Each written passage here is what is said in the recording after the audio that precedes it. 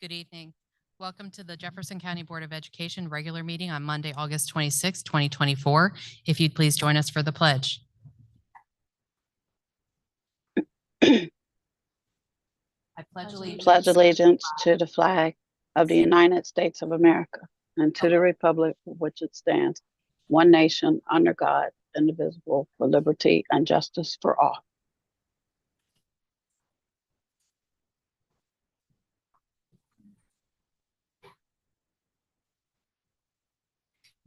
And Mrs. Bratton is on Zoom this evening, so she is here.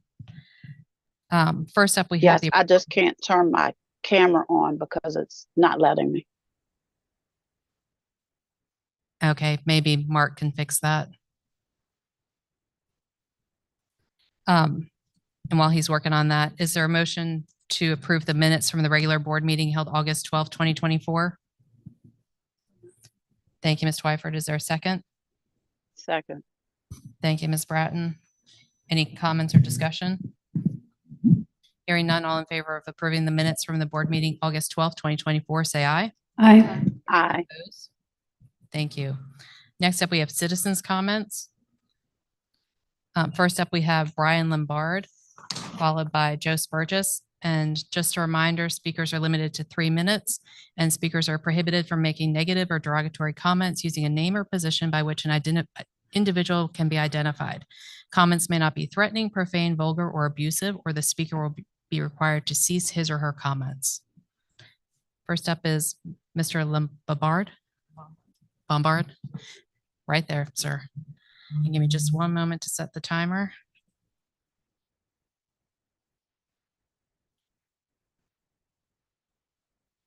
And whenever you're ready. Thank you very much for having me this evening. My name is Brian Lombard. My wife and I lived in Jefferson County for 21 years. Raised our 4 children here. Is that better?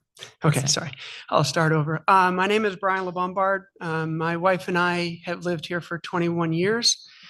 We raised our 4 children here in Jefferson County, and our kids have attended C.W. Shipley, Driswood, Wildwood, Harpers Ferry Middle School, and Jefferson over the years as we've been redistricted.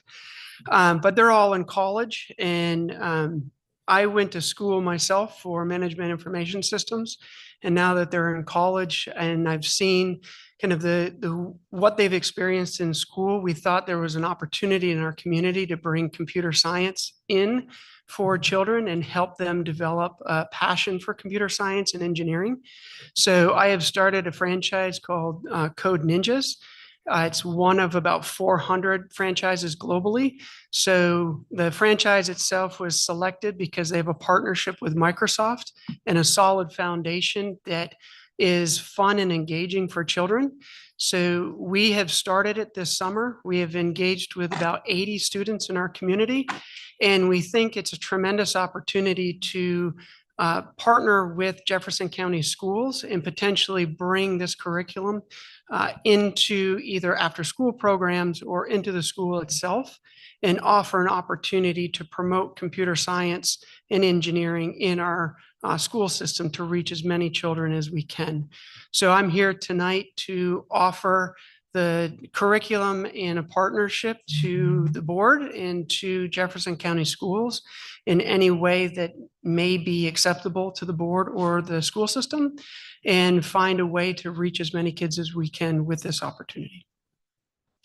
Thank you very much. You're welcome. We're not allowed to comment. Next, we have Mr. Spurgis, followed by Susan Hoover.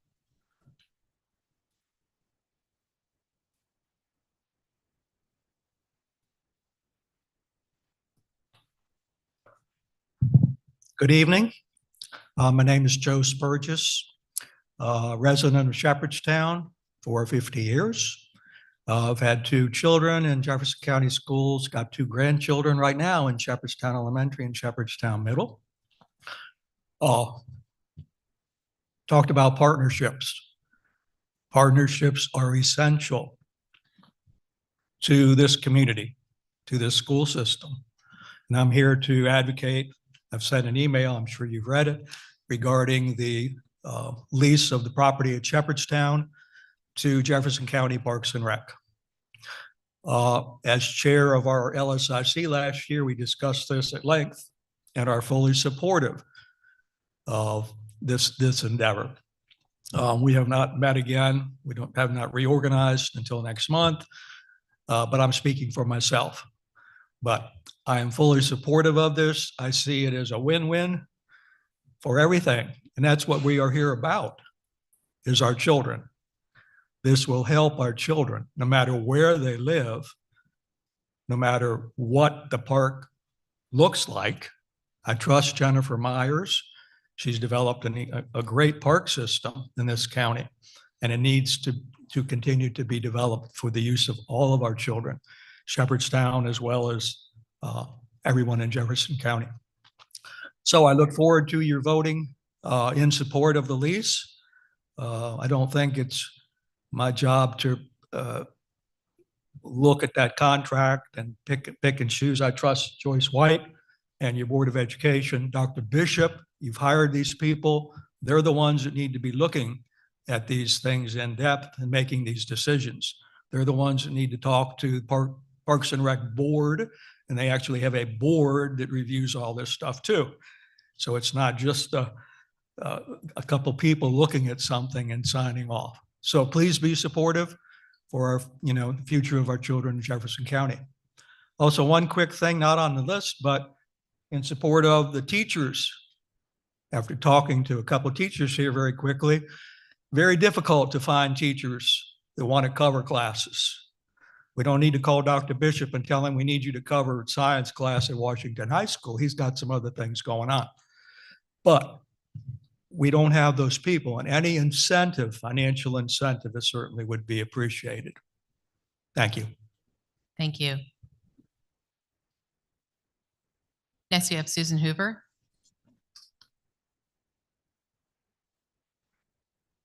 Good evening. Thank you for taking this time to listen to the faculty of Washington High School. My name is Susan Hoover, and I am the Faculty Senate President of Washington High School. I'm here tonight to address the need for the extra $20 for teachers to cover classes during their planning period. While covering classes during our planning period is not a requirement, it is a necessity in the midst of the national teacher shortage. At this time, Washington High School is almost to capacity at 1,480 students, with many teachers facing class periods of 30 or more in almost all classes. We lost 2 positions last year because our numbers did not reflect the need for the positions. Now we have over 110 more students than last year and less teachers to teach the classes. Additionally, last year, during the 2023 and 2024 school year, we had 10 teachers say they would not cover during their planning period, even with the extra $20. This year, we have 30 teachers who will not cover without the extra $20. This is more than 1/3 of our 82 teachers, which makes it difficult to find coverage for all absences and unfilled positions. When we cover for our colleagues, we are tasked with reporting to a class within or outside of our department. We are tasked with continuing the lesson while maintaining order within the classroom of unknown faces and personalities. As a former substitute teacher, I know what it's like to go through this. An extra $20 to lose our planning period and take care of other classes and students is very little to ask for. Washington High School faculty is asking to reinstate the extra $20 as a way to incentivize covering classes and keeping our school running as smooth as possible. Thank you for your time and listening to the concerns of Washington High School faculty. Thank you, ma'am. Next up online, we have William Ridenauer. Has he joined us this evening?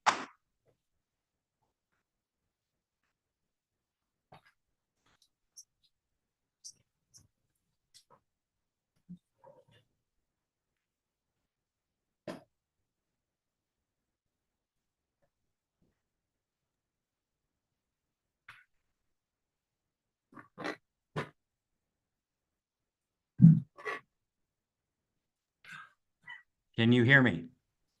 Yes, sir. Yes, Whenever can you you're hear ready. me? We can hear you. Go ahead and start. Very good, thank you. I'm Bill Ridenauer, the state delegate for District 100, covering eastern Jefferson County, all the way to the southern tip of the county. I attended the last board meeting wherein part of the testimony and discussion revolved around the planned new schools south of Shepherdstown. Part of that discussion seemed to revolve around the Board of Education providing some land purchased for the new schools to Jefferson County Parks and Rec, either as a gift, leased, or as part of a sale for use in developing a public park. I'm concerned that the board would purchase land with taxpayers' money in such a manner that there was excess land that needs to be disposed of. This appears to violate the concept of being good stewards of the public's money. Thousands of my constituents have made it abundantly clear to me that they are tired of paying thousands of dollars for an educational system that is not living up to their expectations. Many families are struggling mightily with serious inflation and are barely making ends meet. They're frustrated seeing their hard-earned money apparently being spent on what appears to be real estate transactions that they have no say in.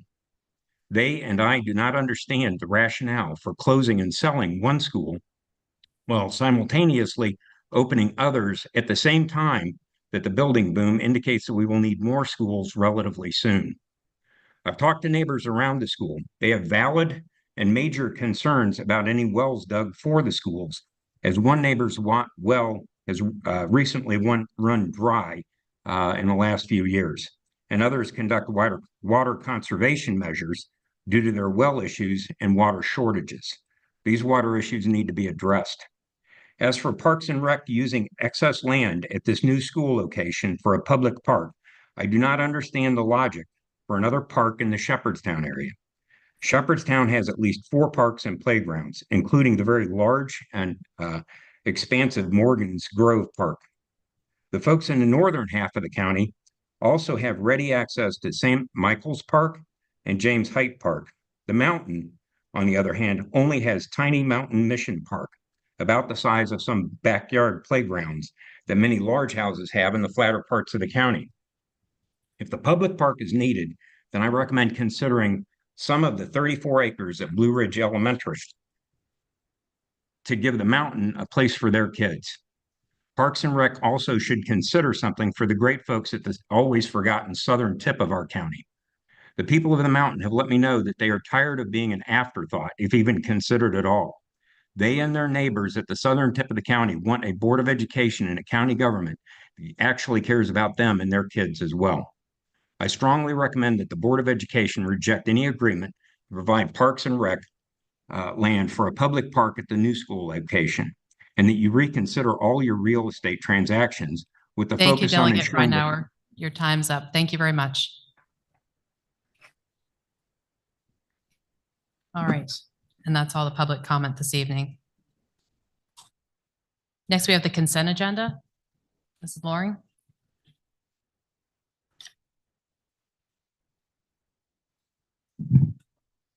Good evening. We do have one date modification that's on the agenda before you this evening, and that is line item number 13 on the superintendent's recommendations for personnel action.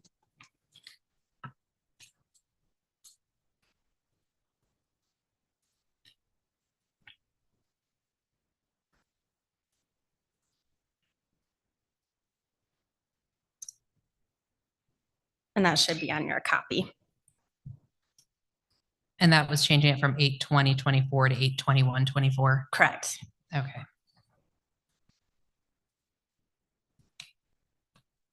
Is there a motion to approve the amended consent agenda? Thank you, Ms. Ogden. Is there a second? Thank you, Ms. Twyford. Any comments or discussion?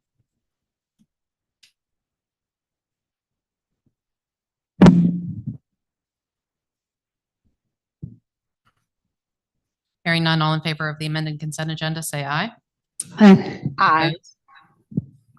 All right. Thank you, ma'am. Thank you. Next up, we have presentations and reports. The Deputy Superintendent of Operations update, Mrs. White.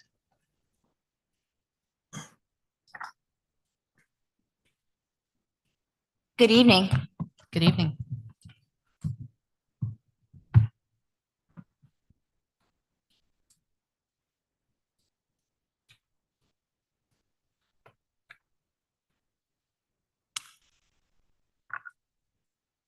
First, I'd like to give you an update this evening on Ranson Elementary School.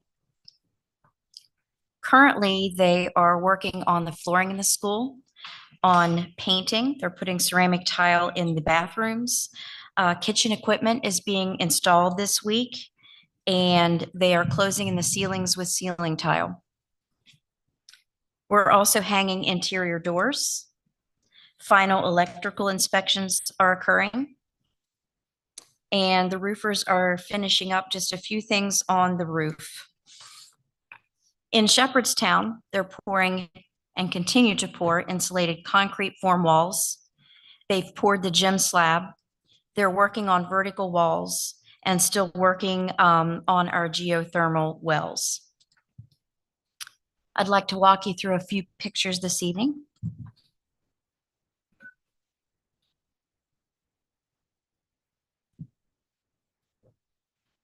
First, Ranson. This is a picture of the outside of Ranson, and they were working on installing columns, which will reflect the silver that is shown there. The flagpole's up, so we know it's a school now, right? It's official. On the left, we're taking a look into one of the STEAM labs, or actually into the library, and the right is reflective of some of the color they've used at Ranson. They have balanced the color with a gray color, which is very energizing for students and has been picked by the Ranson faculty. This is the bathroom. That's some of the ceiling tile. You can see in this picture, they've laid the floor and some of our built-ins are in with the reading nook. The reading nooks have lights installed in those as well. There you can see the nook with a light and some USB ports down at the bottom. Again, pictures of the restroom. This is a picture of the kitchen, which will have equipment in it the next time I show you, so that's very exciting. That's a view of the serving line in the kitchen. Each room will come equipped with 2 sets of dry erase boards, and you can see the one in the middle goes back and forth. You can also see some of the flooring there. This particular flooring, it has a brown strip of paper on it where people are walking, but you can see a little bit of the red and the gray in that picture. And that's a good picture of the flooring.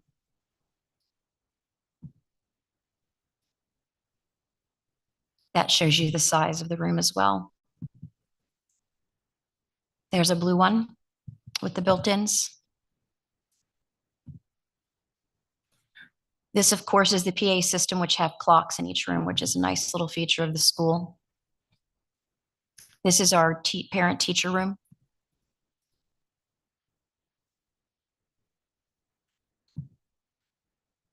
The gym, you can see that the basketball hoops and things are up in the gym already. We have lighting in the gym, LED, it's nice and bright in the gym, as well as natural light.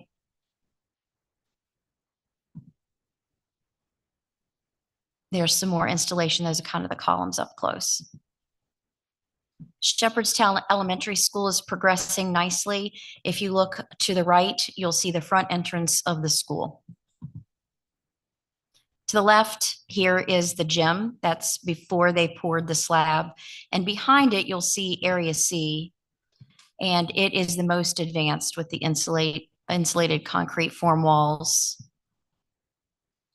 This is a front porch and then or like a play area that's going to be contained for the students. And then behind that is a STEAM lab.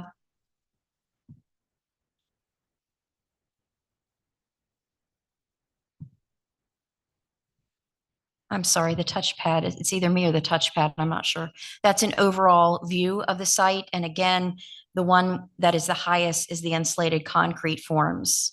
Another view, you can see the concrete slabs in the Area C, and that's how they're expanding the road out to Gardner's Lane.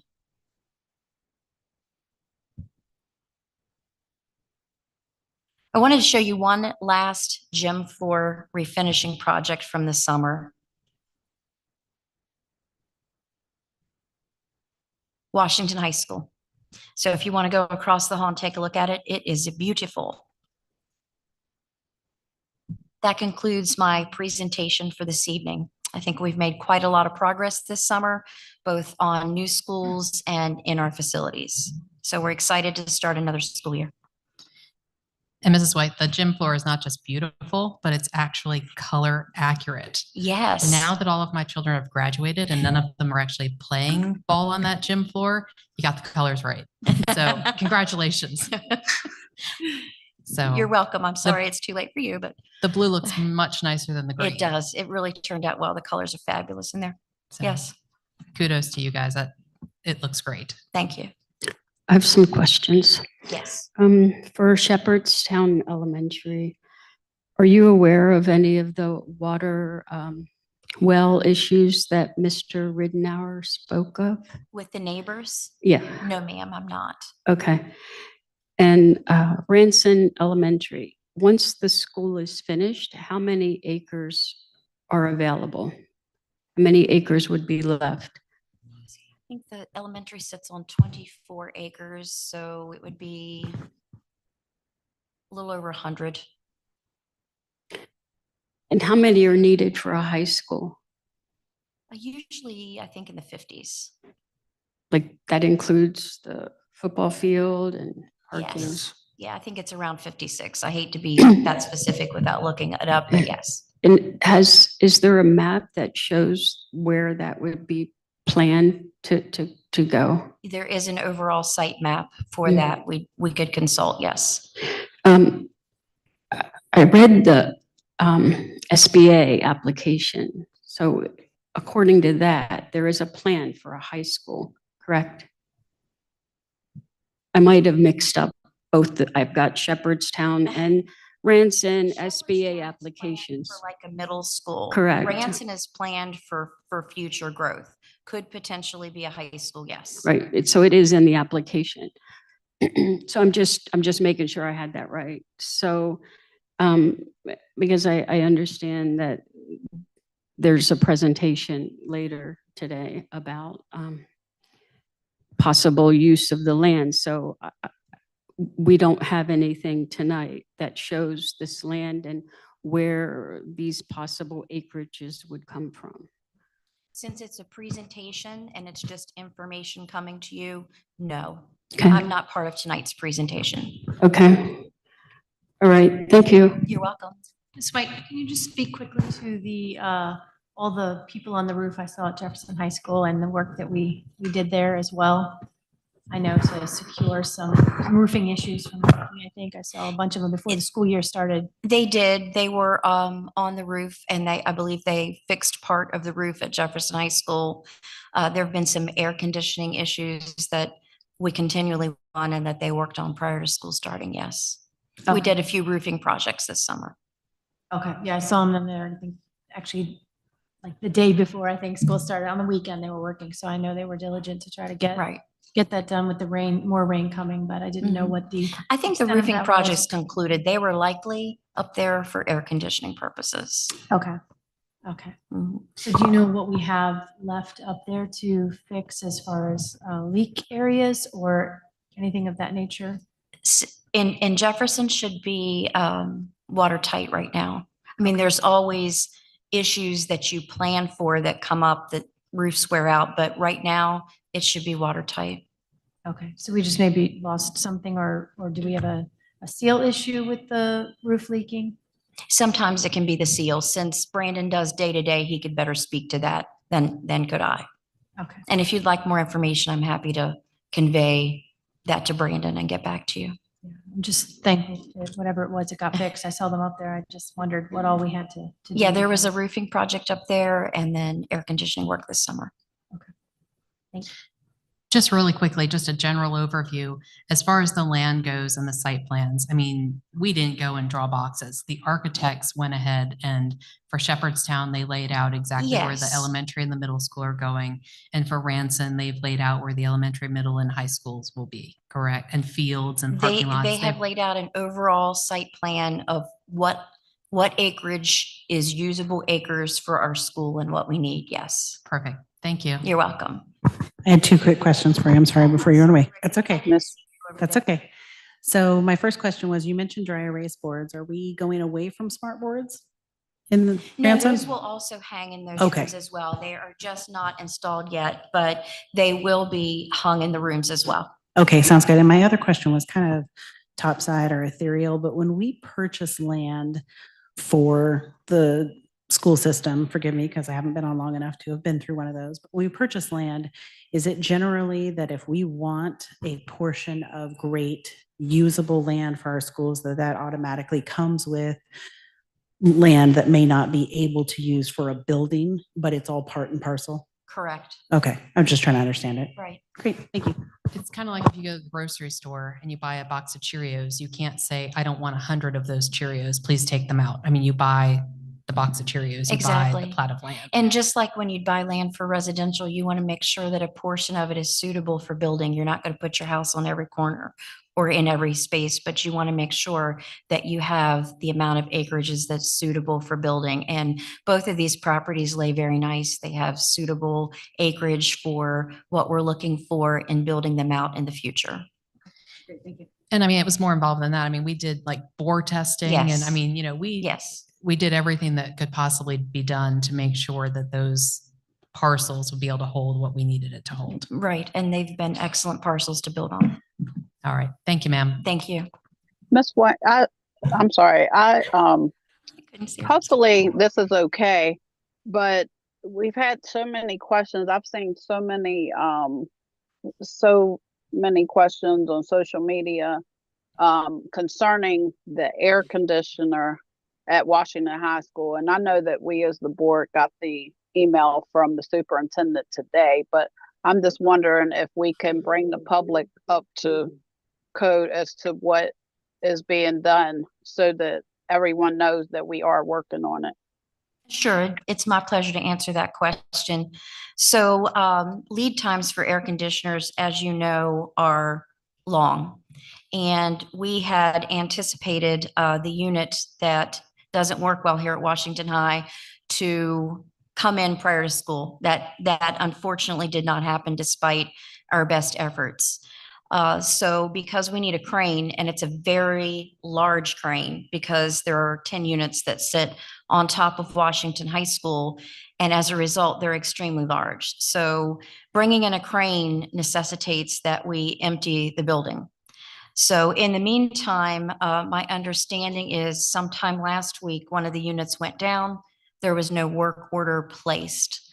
So we found out that that was the case today. They've had our air conditioning techs on the roof all day, troubleshooting that, trying to get it running to the capacity it's able to run to.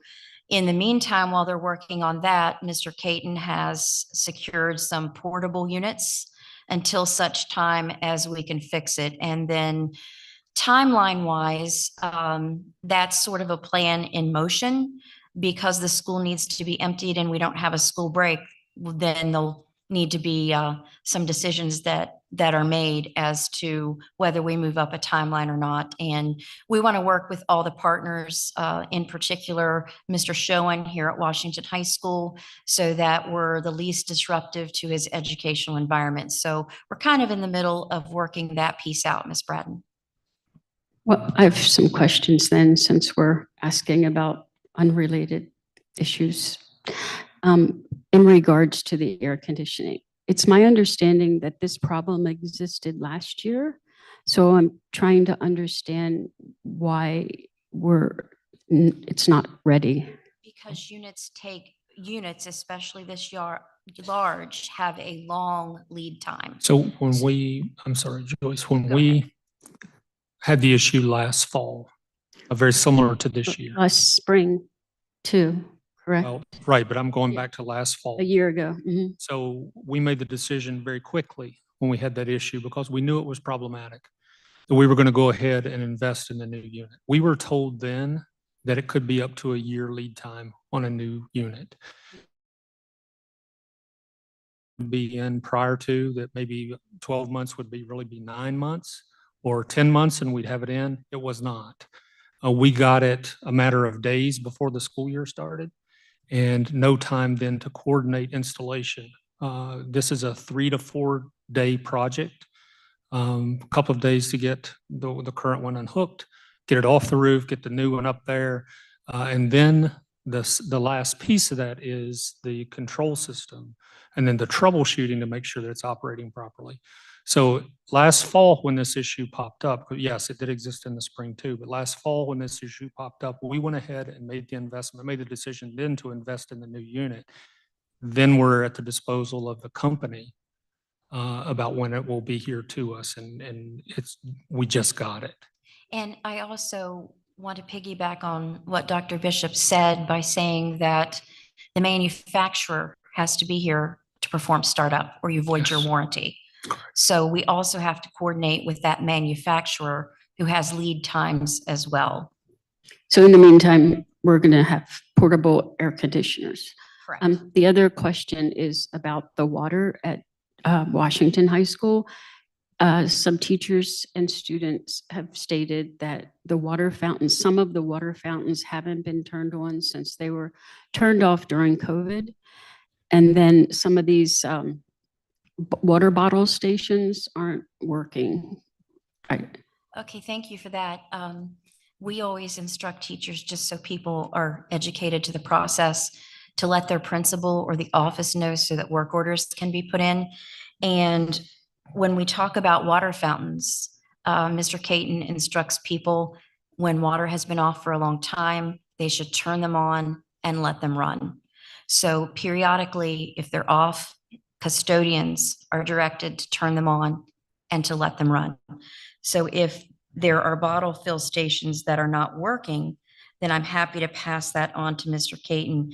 And then hopefully word gets out that we put in work orders so we can take care of this stuff quickly. Thank you for your question. All right, thank you, ma'am. Thank you. Thank Next you. up, next up, we have the Q Advocates presentation.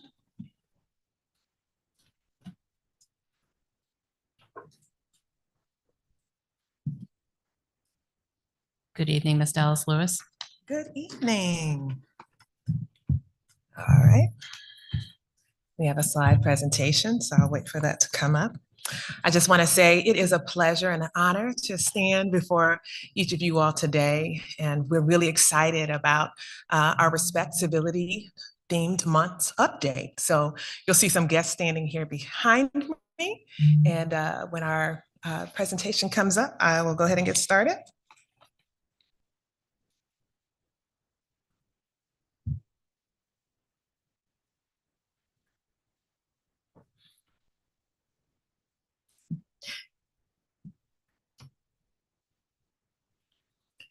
The mission for Jefferson County Schools, our statement is through excellence in teaching and learning, Jefferson County Schools will ensure that all students value themselves and others, contribute to their community, and succeed in the global society. If we go to our next slide, I want to kick off our presentation with the Q mission statement, which is deeply rooted in our statement for the mission for Jefferson County Schools. If we can go back one more.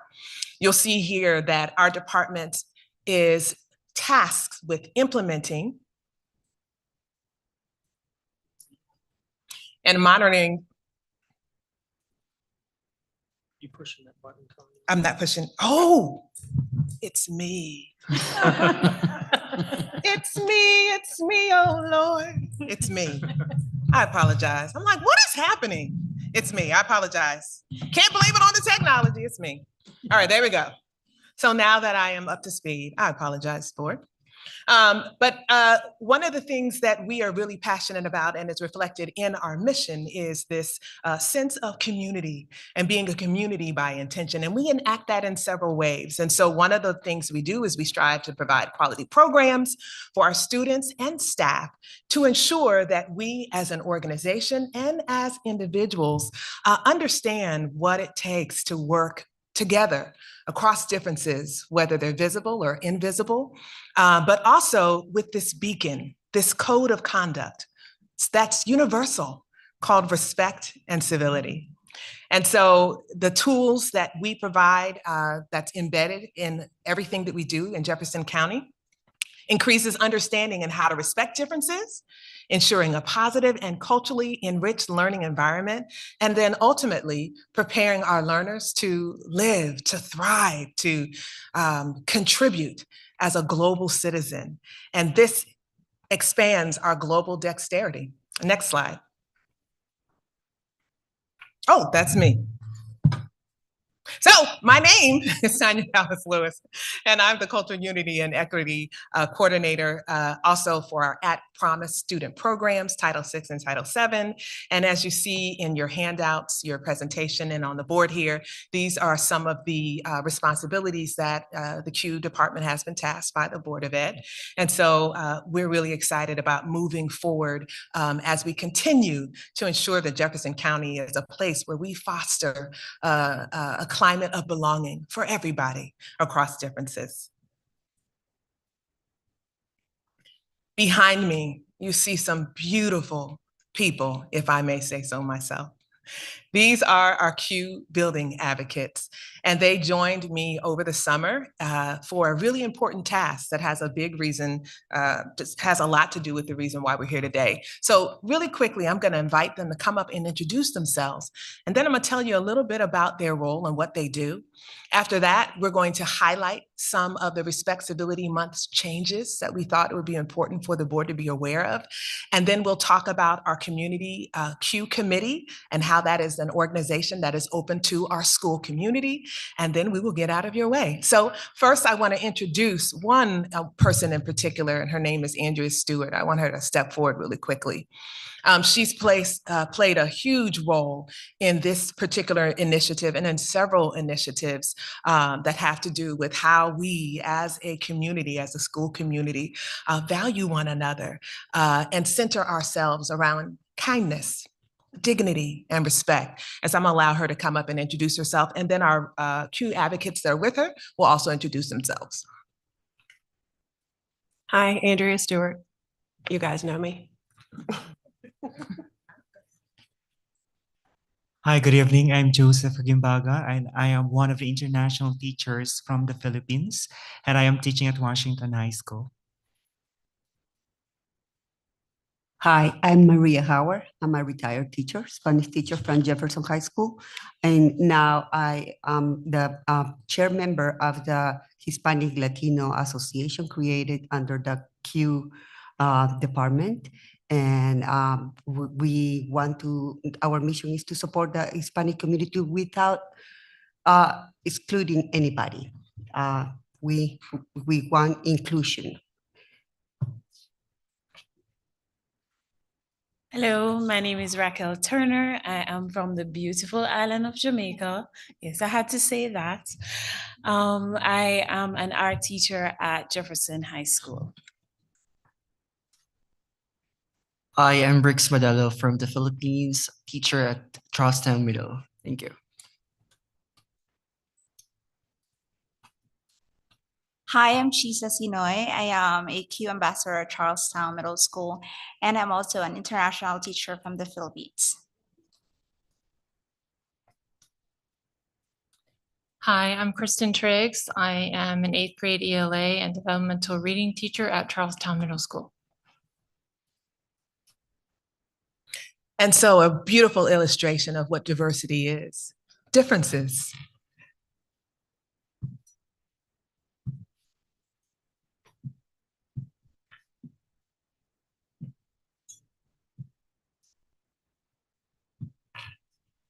There we go. So now that you've met them, what is a Q advocate? And you'll see in your handout, Q advocates serve in their buildings. They're volunteers that give of their time to learn more about cultural proficiency. And again, cultural proficiency is just the awareness that we have as individuals and as a school community, and being intentional about working together, playing together, learning together, growing together across differences, where we celebrate our commonalities, but also understand the strength and the value in our differences. And you'll see up there, these are some of the qualities that a Q advocate in the building should have. They're rooted in compassion, dignity, love, an ability to be compassionate. You'll see courage, genuine diplomacy. They are resources, bottom line. We meet together 5 times throughout the year, where they continue to expand their dexterity and also their educational practice.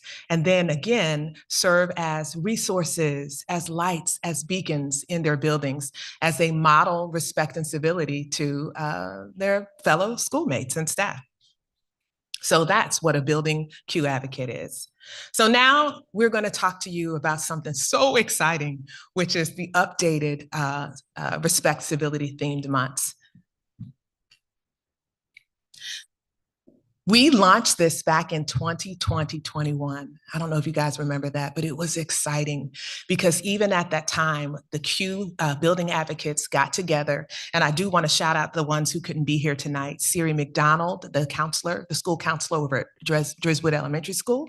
Dana Jurashek, science teacher extraordinaire over at Jefferson High School. And then who else? Oh, Danielle Robinson. Oh, I will not forget Heidi. Danielle Robinson, who is at Blue Ridge campus, and then Heidi Griffin, who is our EL teacher over at Jefferson High School. And I might be missing one, but y'all shout it. Cosmas, yes. Cosmas is Mutoto, is one of our EPI teachers who hails all the way from Zimbabwe. So this is super dope because all of these multiple perspectives, right? Experiences, histories, help make our Respect Civility Theme Month even more authentic glory, because we really do have global perspectives at the table. And so we honor the perspectives of those of us who are already here, but then our friends who are joining us and bringing their cultural capital to us. So anyway, beyond traditional heritage months, that's what the Respect Civility Theme Month is all about. Yes, we have our compulsory cultural observations dictated by the federal government, like Hispanic Heritage Month, and the list goes on. However, the educational research shows that those customs of celebrating heritage at best are surface, right? And so we want to go deeper.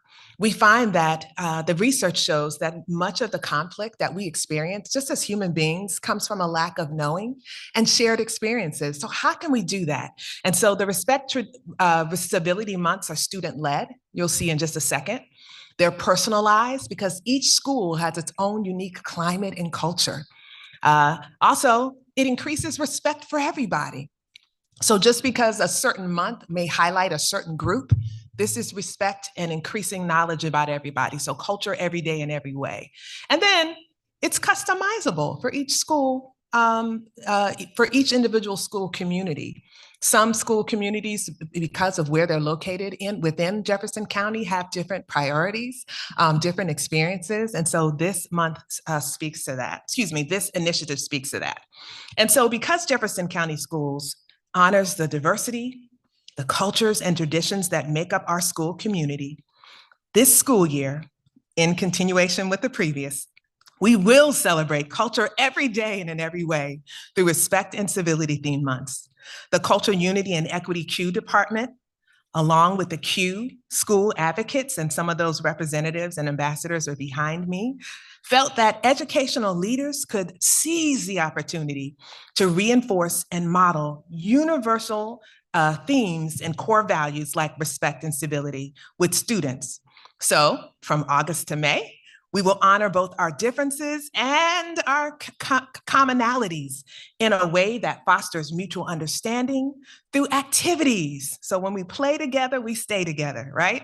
Designed to teach more about the deeper layers of culture and diversity. So our principals, our teachers will receive choice board activity boards containing the activities to enhance student and teacher engagement around monthly themes. And so we're asking our community members, our parents, our teachers, our staff, our students to take pictures when they're doing these things, share them with us at the central office, and we'll share those things out. So let's take a look at what's changing. We got together over the summer in July for 2 days and brought together these beautiful faces behind me. And so I'm not going to read all that. I'm just going to summarize it by saying, and they're going to speak to you in just a second really quickly, that we came together and we used that time for professional learning, but we also used that time to talk, to share, and to update and revamp our choice boards. They needed some updating. And with these valuable, I got to look at all of them because they're so beautiful. With these valuable perspectives and insights, we ensured that everybody's voice was heard. Another thing that is really, really awesome about this initiative is it has like a windows and mirrors approach. You can look and learn about someone else by looking through the window, right? As a language arts teacher, we use that as a part of our literacy strategies when selecting stories for students to read and share. But then there's also a mirror, so you can see yourself. And what the data shows us is that when our students and staff can see themselves, they stay. And this is how we, again, enact our commitment as a county to continue to create a place where people feel they belong, they're seen, they're valued, and they're heard. All right, I'm going on to the next slide. So I'm going to have these teachers just give you one highlight with our choice boards. We made some additions to August, October, and December. Those were the 3 main ones that have been updated. And I don't know if our person for September is here. Do you want to speak to September, Andrea? And what? Okay, come on. Because this one's exciting. August? Should I start? Because that's the one. August. Did I say September? It's September to me. So this one is close to my heart, you know, coming from Blue Ridge, the Appalachian culture.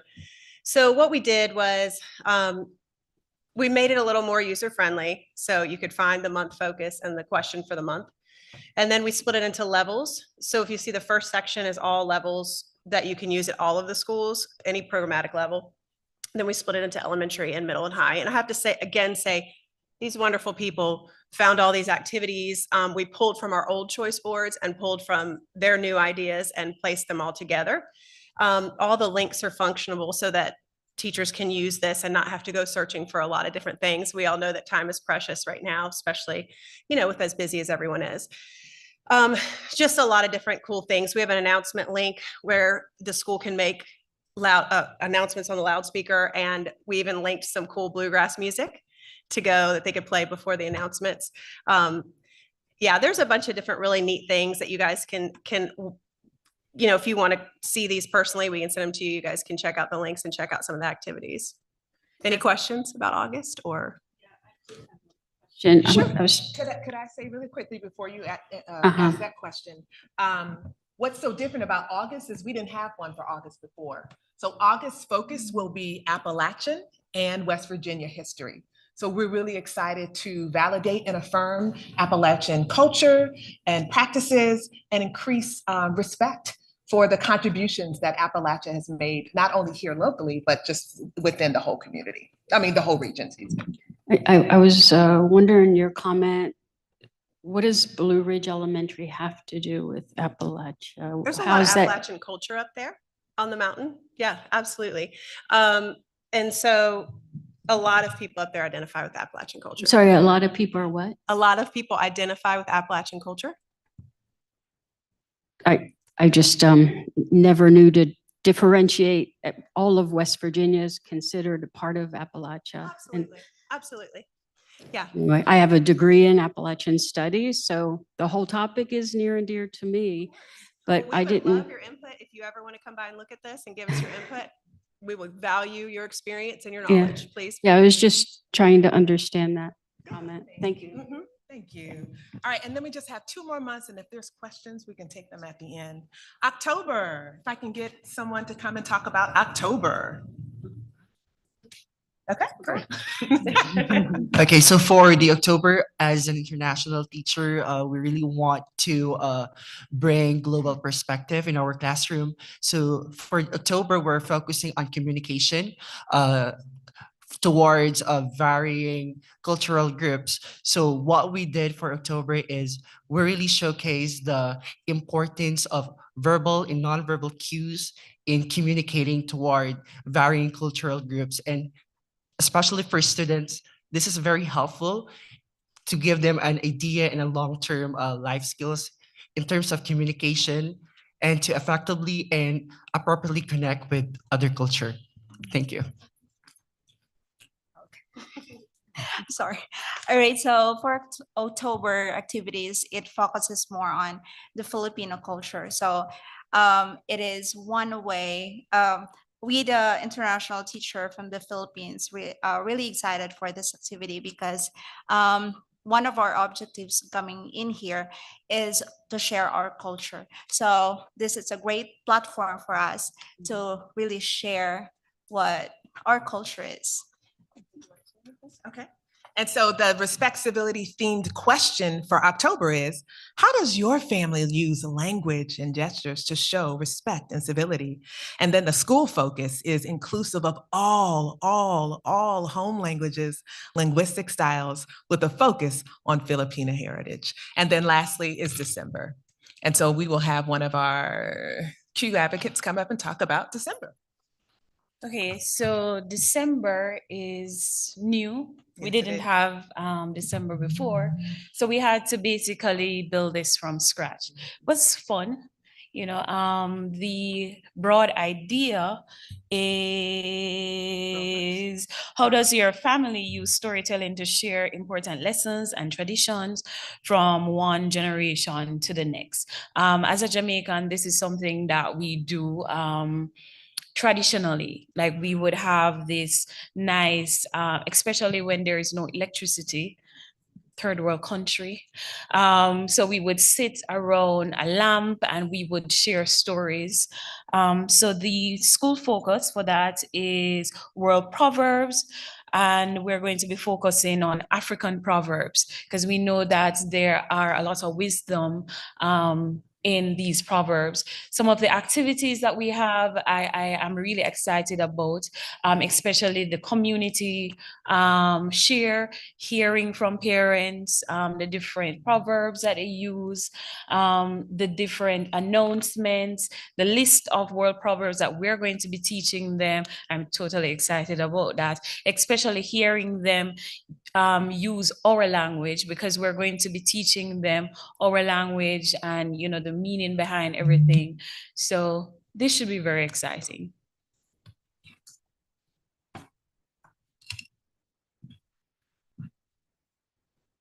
All right. And so as we prepare to close, we cannot close without talking about the Q Community Committee. So when it comes to respect and civility and our codes of conduct here in our district, we want to just invite everyone to just be more informed about something that's available. Time for us to come together and share ideas and wisdom and perspectives and ways that we can continue to do the things great that we're doing, and also get varied perspectives from students, service personnel, our caregivers, our teachers, our administrators. The JCS Community Q Committee is an organization that's comprised of all of those folks, including our community stakeholders. And so we come together about once a quarter to monitor and implement our board-approved JCS Cultural Diversity Plan. And so, just in case our friends at home, our family members at home want to see, our first meeting is on September the 26th. It will take place on Microsoft Teams at 6:30 p.m. and anyone is invited to be a part of that. I want to give a shout out, of course, to Donna Joy and to Carmen Bratton, who serve on that committee and attend faithfully. And it really is a way for us to be a community by intention. So that pretty much brings us to an end for our JCS Respect Civility themed months. We will be making copies of that grid and making sure that each school has them so they can put them up on the walls. And then we're really excited to see how schools will implement in their own ways some of these activities. One last thing that I'll say, the choice boards is, as a former classroom teacher, we were not looking for another thing. And so the choice boards are ready-made activities. They're things that you can just look at. They have instructions, they have links. You can check them out. They're easy to do. You can do school-wide impact or just right there in your classroom. And again, the goal is to continue to align with our district mission and our Q mission, which is being a community by intention so that our kids can learn and grow together. Thank you. I just have a question. I have a question. How do they connect with these teams? How do they get to join the meeting in September? Oh, yes, I have on the website is the link for each of the meetings. So they can visit our website for the link to the Microsoft Teams as well as the choice boards. That is also under the Q tab on our website. Okay, thank you. Carmen, did you have a question? Okay. Yes, I'm sorry. Oh, okay.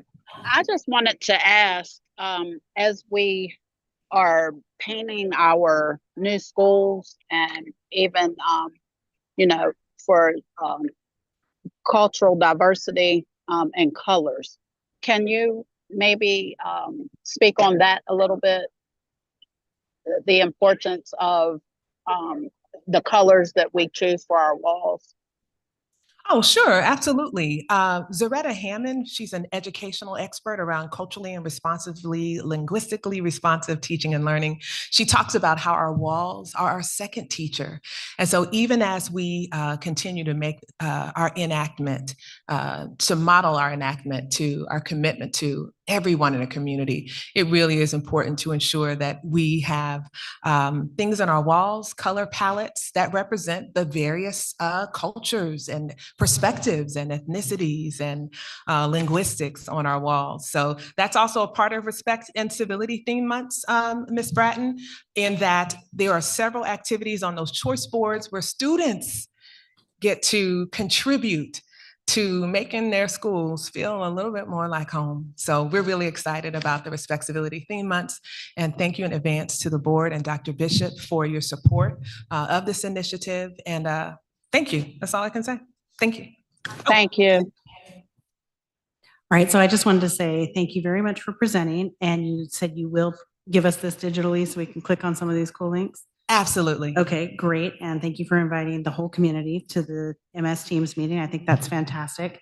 I'm very excited that in amongst everything you guys are doing, that there's still this welcoming undertone or even overtone of whatever this sparks in your family or in your community or your heart, Yes. If we're talking about African proverbs and that, a proverb speaks about something else to a different child, that's all included. And I think that's wonderful. I really appreciate that. And then just a quick shout out, Team Twyford has had at least 4 of these people up here and you guys are fantastic teachers. So thank you so much. Thank you so much. Good night. Thank you very much. Next up, we have a presentation by the YMCA, and we have Chris Colville and Tom Klingman here this evening.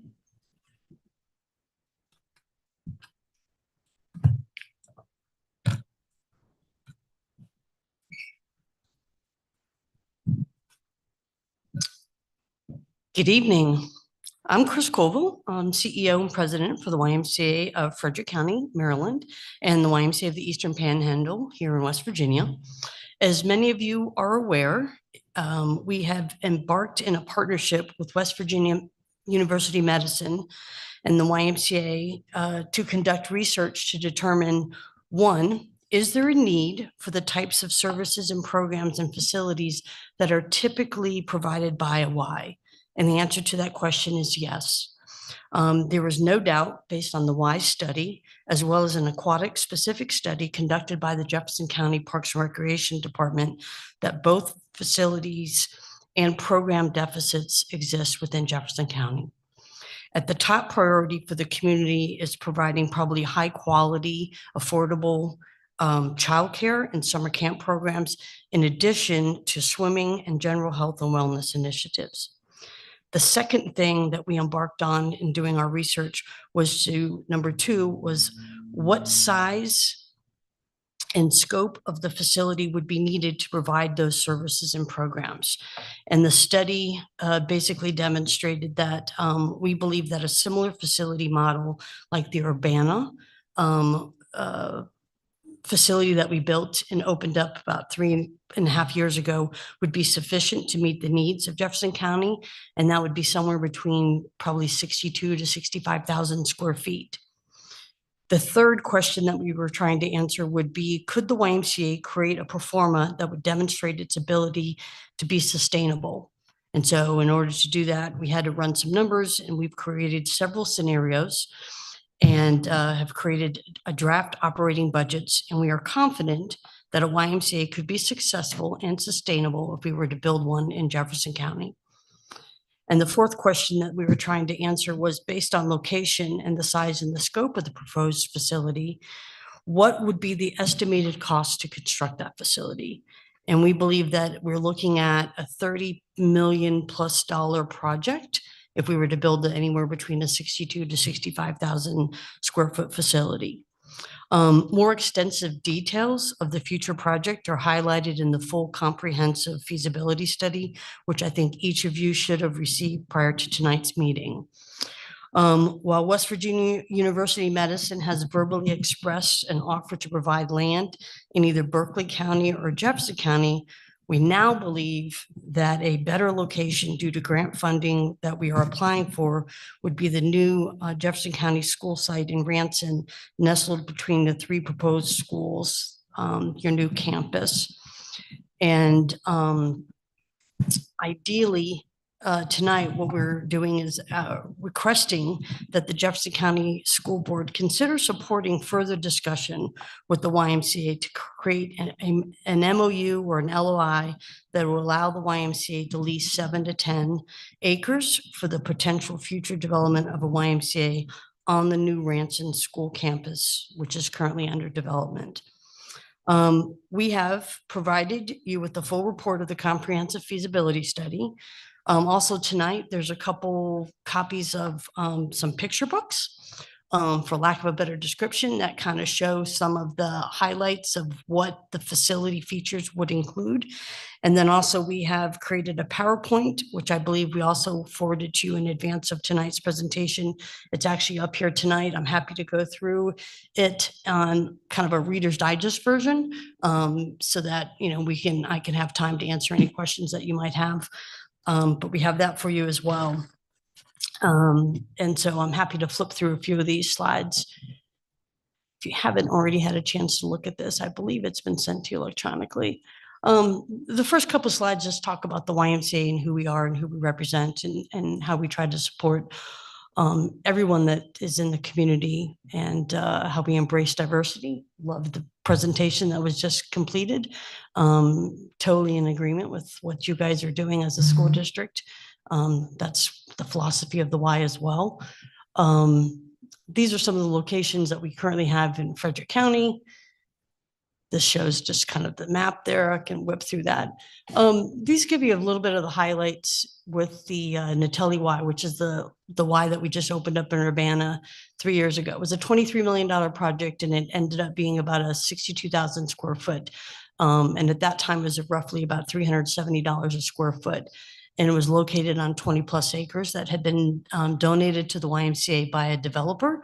And it's actually nestled right between a middle school and a high school. You couldn't ask for a better location to probably serve what we would consider to be the most vulnerable targeted population in our communities today, is that middle school and high school population. We partnered with the Frederick County government. They provided $3.6 million for capital funding, and the Frederick County Public Schools leased some of the space back from the YMCA in order to provide competitive swim practices. And then part of the agreement that we have with Frederick County was also to sell swim passes. Not everybody wants to be a Y member. We're a membership fee-based organization. That's what our business model is. So basically 90%, 95% of our annual operating budget, whatever that number is, and this number, it's about $22 million. 95% of that operating budget comes from what we call fee-based programs and services. So it's fees that you pay for childcare, fees that you pay for swimming, fees that you pay to become a member, to access programs and services that are actually already included in your membership. And because of the partnership with the school district, we actually expanded the size and the scope of a pool. If we were just to do a standalone pool as a Y and not have any collaborative partnerships or any stakeholders within the community, the pool that the Y would construct would look one way. But because we were going to be getting some capital grant dollars from the county, we agreed to expand the size and the scope of that particular project in order to make sure that we were meeting the needs of the school district specifically. So that's a little bit of background. So I know that partnerships can really work between school districts and YMCAs. The project that we did in Frederick, Maryland was not the first time that I have done similar projects. I have a 40-year career with the YMCA, and this is my, if I count West Virginia, this is my 6th state that I am creating programs and services for the YMCA. These are just some examples of Y teen programs. This is what the outside of the Urbana facility looks like. We serve about 450 unduplicated teens every single afternoon. 2:15 is not the time of the day that you want to come and work out at the Y. I'm just going to be honest with you. Between 2:15 and probably 5:30, it's a hustle and bustle of just kids coming in and doing all different kinds of activities and doing their homework and coordinating different services that the Y is providing, and then just choosing what they want to participate in on themselves, for themselves. This is what the pool looks like. There's an 8-lane competitive pool. There's a warm water therapy pool for teaching, swim lessons, and a family splash pad. There's actually 5 locker rooms at this particular facility. And we normally wouldn't build a facility with 5 locker rooms, but we actually added a couple extra locker rooms to meet specifically the needs of the school district because they felt that that was important for their students when they came over for their competitive swim practices, so that they were separate from the general membership population. But it's got expanded pool deck, and it's got a lot of other great features as well. This is what a typical wellness center, this is about 8,000 square feet, has all the cardio equipment, strength equipment. We do a lot of things with all different ages and target populations. YMCAs these days, as school districts are too, as you build new and creative facilities, you have to build flexible spaces. So this is what we call an intergen space. So during the day, we hold our active older adult programming. We do lunch and learns, breakfast, lectures. They play bridge. They do all kinds of fun stuff. We have a double-sided fireplace, and then there's a patio, and it connects to the gym. So you can see the double doors that lead out there. Anybody ever heard of pickleball? Right. Everybody's heard of pickleball. So all the active older adults can go out of this room, go directly into the gymnasium and play pickleball and do other activities that we provide for them during the day. And the cool thing about this particular space is at 2:30, most of our active older adults have left, they've gone home for the day, and this space ideally turns into the teen center. We have a teen director, we have an office that they office out of, and we fill it with teen staff, and they're there to hang out with the kids and to program that space and to be there and make relationships and create meaningful relationships with the students. We have an indoor track that surrounds the gymnasium. It's a full-size gym. It's approximately 7,600 square feet. And this is what we're doing right now in West Virginia, just some of the background. As you know, we've talked about the study, we've talked about the partnerships, identifying stakeholders, some of the benefits of a collaboration. Obviously, you know, if you can find stakeholders, you can bring different partners to the table, you can reduce the expenses, you can share resources. Economically, it just makes good business sense, right? To economically have those efficiencies around, whether it's land, whether it's about the physical space, whether it's building in some kind of guaranteed revenue stream from partnership. But you can spin this about 1,000 different ways. For you guys, I mean, some of the things that we could talk about down the road, if we're able to continue this conversation about potentially partnering with the Jefferson County Public Schools, is obviously potentially being able to offer swim lessons through your curriculum, through your annual curriculum, through your physical education department. We might be able to share other physical resources on that campus if we're able to ideally carve out, maybe 7 to 10 acres where we could eventually ultimately lease that space in order to build the facility on that Ransom campus. But there is no limit to what those conversations could look like. But the slide presentation kind of goes through all of that, and I'm going to kind of just whip through that. I know that previously some of the board members had asked some questions, or there had been some questions that were posed. I'm going to try to answer a few of those right now as well. I think I've already answered a couple of them, but I'm going to try to answer a few others. And then if there's still additional questions that I might not have touched upon, I'm happy to entertain them for you as well. One of the questions was, how would the building be funded? So the YMCA is currently working on identifying sources of funding, and the sources of funding can come from a variety of sources. There's not a single source that will create the $30 million plus that would be needed to build such a facility. It could be a combination of grants, partnerships, stakeholders, pure philanthropy or fundraising efforts, and then finally cash or borrowed funds that the YMCA would have to bring to the table as well. And again, the project cost estimate is approximately $30 million. We're working with a private consulting group right now, GROW, it's GRO. They work specifically with YMCAs. About 95% of all their projects are YMCA related. I've known the principal owner of that company probably for 35 of my 40-year career, worked with him on many, many different projects. And they were actually the folks that we worked with on the Urbana project initially. We've got Jennifer here with us tonight, Verdugo, who's been helping us with a current grant that we're applying for through the EPA. And then Tom Klingman is here as well. He's my Vice President of Social Responsibility. So his position is all things fundraising. So special events, capital fundraising, annual fundraising, that's what Tom's responsible for. One of the other questions that had been posed was, is the Y expecting the Jefferson County School District to assist in any funding for the construction of the building? And the answer to that question is no. We understand that JCS does not have the ability to bring capital dollars to the partnership, but maybe in lieu of funding, the JCS's contribution to the project could be the opportunity for the Y to lease 7 to 10 acres to potentially house a new facility on that campus. One of the other questions, if there was an opportunity to lease land, would be, what would the lease agreement look like?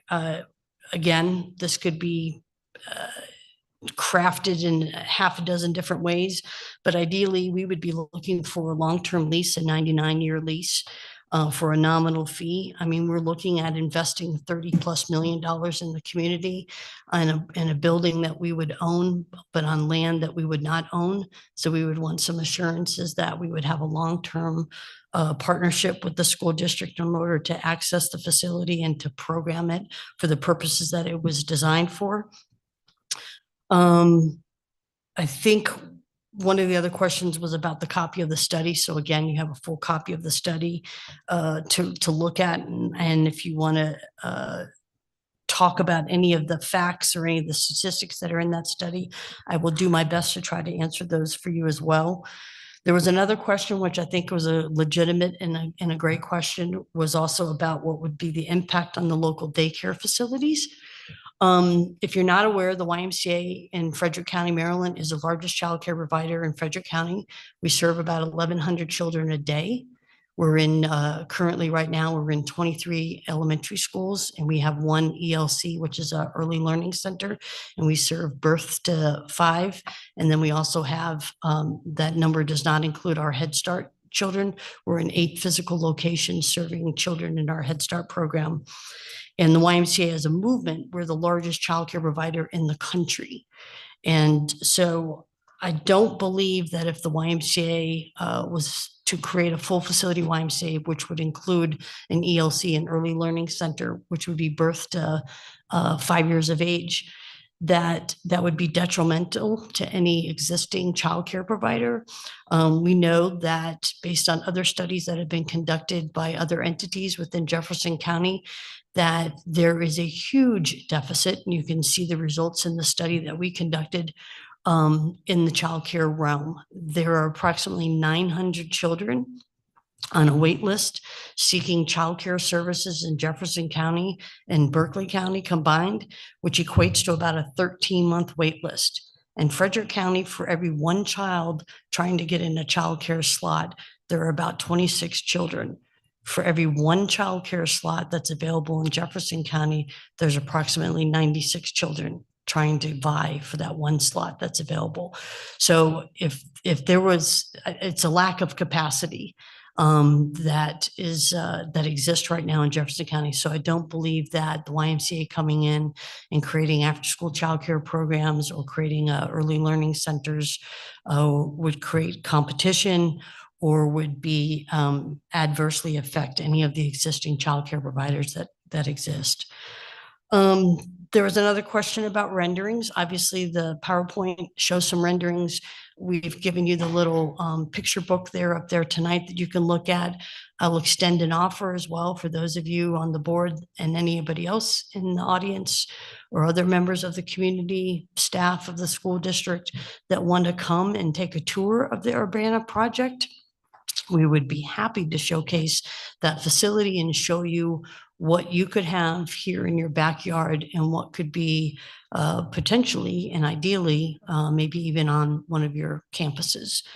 One of the other questions also talked about, would the facility include a pool? I absolutely will guarantee you that any full facility YMCA that we build will have a pool, have an aquatic center. Now, the size and the scope of that could shift a little bit depending on who we partner with. If we're partnering with the Parks and Recreation Department, if we're partnering with the Jefferson County government, or if we're going to partner with Jefferson County schools, and you have specific needs that are outside of the needs of the YMCA, then we'd have to take those into consideration to make sure that we're building a facility that would be adequately sufficient to accommodate all of those needs.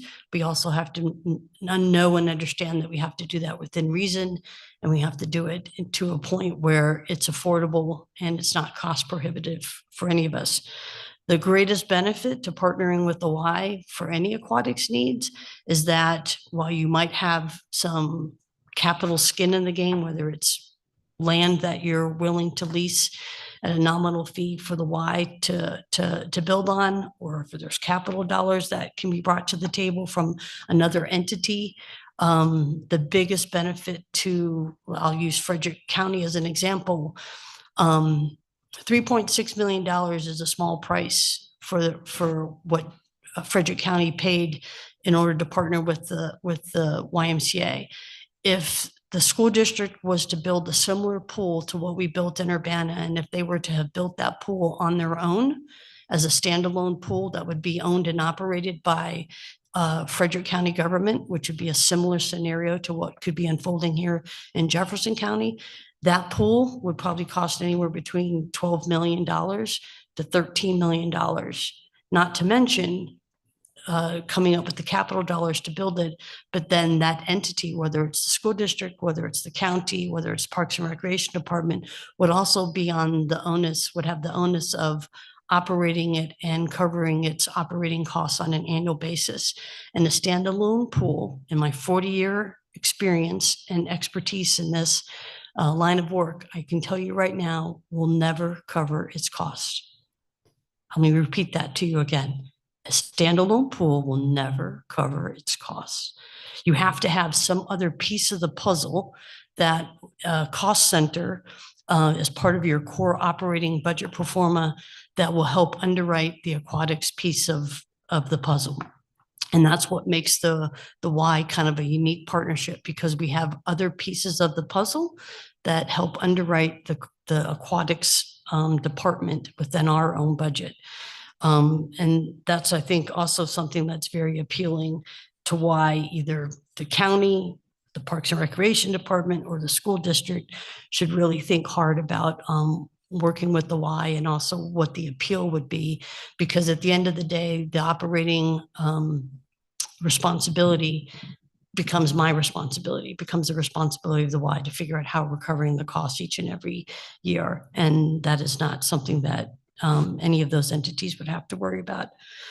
There were other questions, I think, that talked about special times for school practices, swim lessons, all of those kinds of things. The generic answer would be yes to all of those. I mean, I can't tell you exactly how that would be worked out.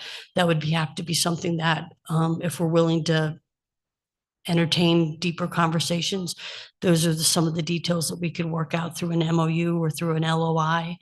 I can give you sample examples of what those training schedules and those swim lesson schedules could look like.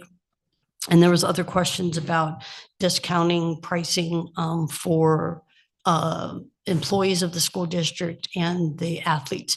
I will tell you that if we have a corporate partnership or collaboration with a large entity, whether it's the hospital, whether it's the school district, large manufacturing company, whoever it might be that is considered to be a stakeholder, we typically offer about a 10%, maybe up to a 15% discount for those employees.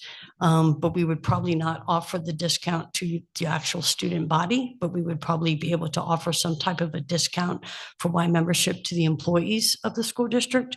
And I say that in part because, again, we're a fee-based membership organization.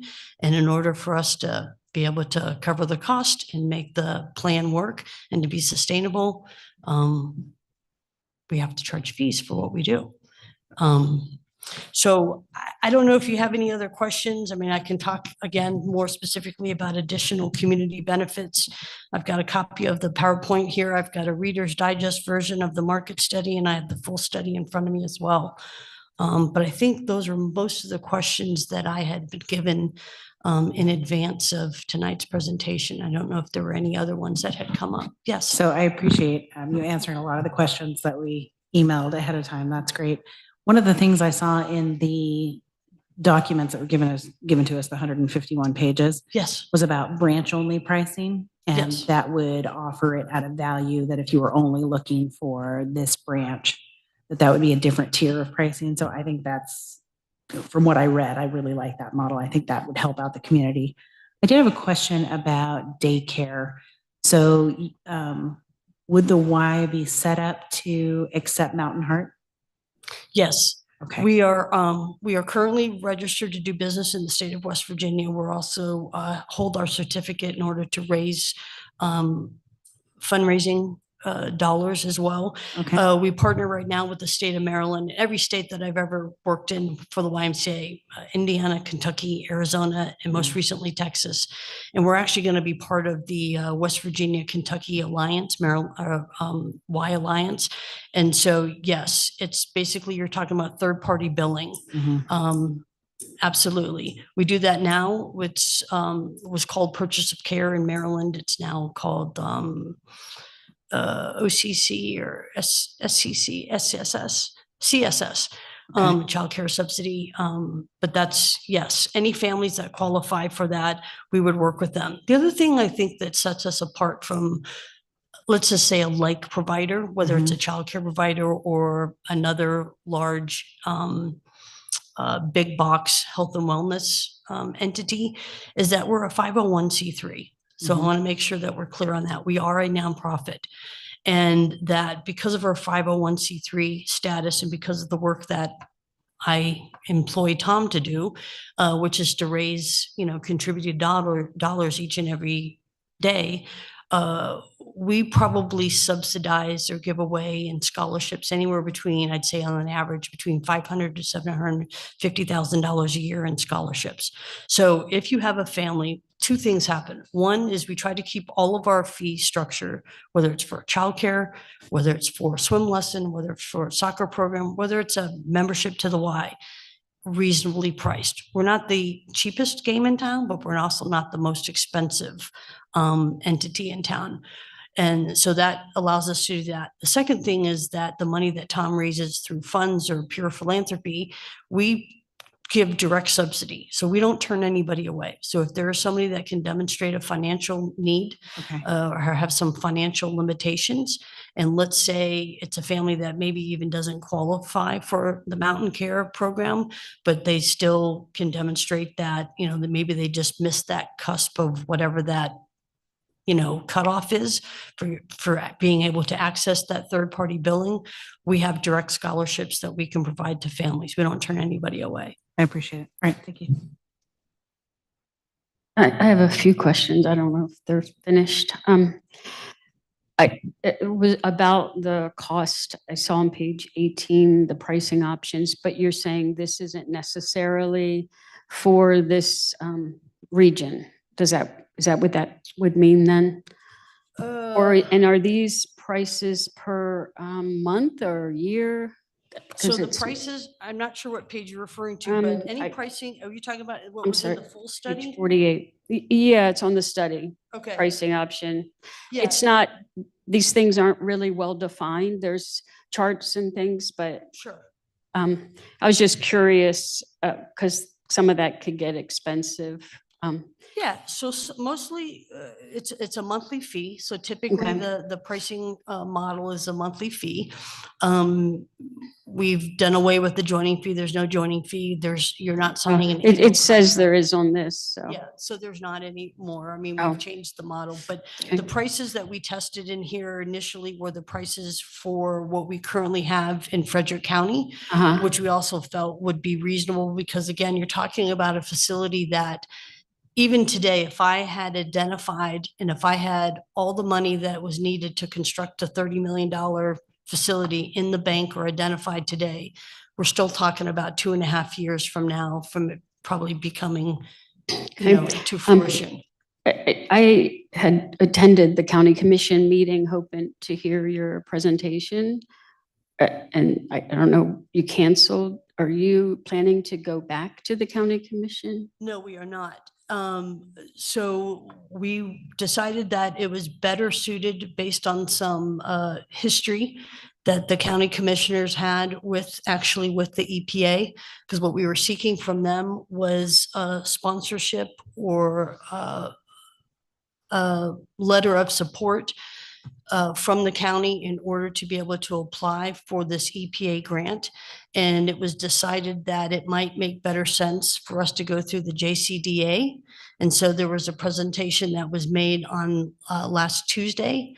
In my absence, I left the country a week ago. I got back this afternoon from Scotland. So we decided that we would not make a formal presentation and seek partnership with the Jefferson County government, but instead seek our partnership with the JCDA, which that was approved last Tuesday, that they would recognize that and work towards that in order for us to meet the requirements of identifying a partner so that we would be eligible to apply for the EPA grant. Yeah, I read in the paper that you have to either partner with an educational organization or a government entity. Is that what you're referring to? That is what I'm Okay. referring to. Because I was going to suggest APUS, American Public University. They have a beautiful, large building already built and it's for sale. Are you familiar with that building in Charlestown? I don't believe. Yeah, Oh, it's maybe, is it near the convention center?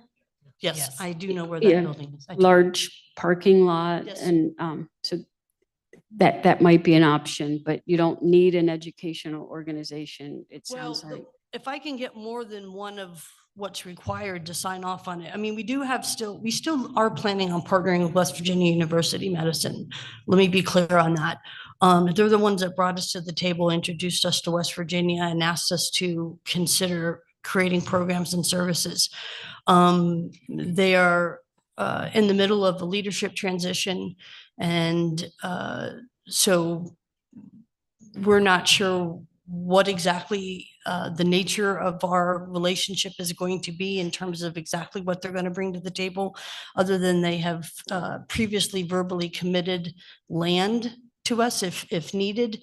But we're not sure that the timeline, based on some other things that they're focusing on, but we are, going to talk to them as well about signing off on and endorsing this relationship. And then we've got a couple other things that we're leaning towards. I've got some follow-up meetings tomorrow with the city of Ranson. We do have preschool, so that is a conflict slightly there, just so you know. You have preschool for the school district? Yeah. Yeah, so nobody's gonna pay for the YMCA if they can get free Right. school. So I'm not competing with you. You're competing with me. I mean, in some regards, Universal Pre-K has done a number on any childcare center. I mean, if you think about, the most expensive children to care for in a childcare center is infants, in terms of staff to child ratio and the cost per child, versus the 3 and 4-year-olds or the 4 and 5-year-olds. And when a lot of the school districts in states, Maryland, the blueprint went into effect, and school districts are in a position to offer universal pre-K, it has in some regards cannibalized from fee-based childcare centers. I will also say to you that even though you are in the pre-K business as a school district, I don't know what your school capacity situation is, but in Frederick County, as an example, while they are required to offer universal pre-K, there is no room in the inn. So even though they have to offer it, they can't offer it to the extent that they're supposed to, because there's no space within the school systems. So they are actually subcontracting with licensed childcare providers like the YMCA and other qualified providers to be their universal pre-K vendors. So my personal perspective is that this is a huge investment for your organization and the community, and that it would require smart planning, and that all of the stakeholders should be involved, that we should have a meeting with the county commission, with the legislators. We're going to have maybe new legislators in November. There's an election. And I am aware that there are policy, they're trying to get through legislation, depending on who gets elected, policies and programs that will help with childcare. So I think this is a little premature, just from my perspective. But you're only here to give us a presentation, I understand. But from my perspective, I think after the election, after we know if, because we're talking about possibly closing a school, and then 2 schools are being built, and what are we going to do with these other buildings? So there's a lot going on for us. Sure. Can I ask a clarifying question? Yeah. How does what you just described have any influence, or how does that adversely affect what I'm trying to do?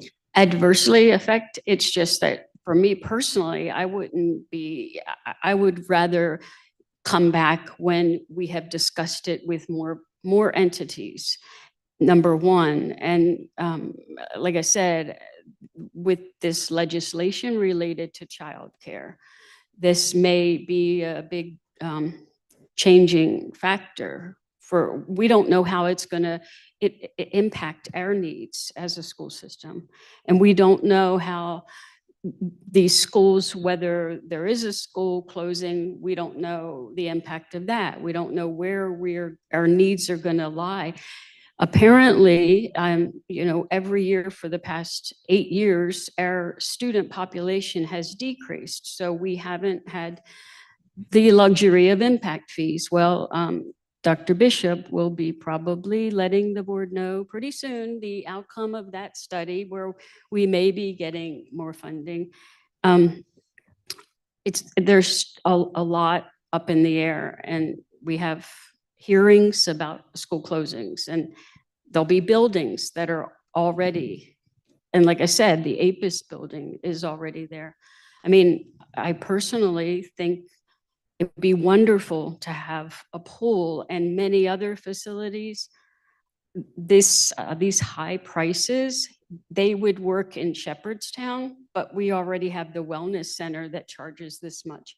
It'd be a lot harder in Ranson unless there's subsidies, which, like I said, the legislators are working on childcare subsidies. So that's one thing. Yes, well, and just to clarify, I mean, again, I've met with all the stakeholders. I'm going to continue to meet with all the stakeholders. So I've met with the commissioners, I've met with Jefferson County government, I met with Shepherd University, I've met with every mayor, I think, that exists in Jefferson County.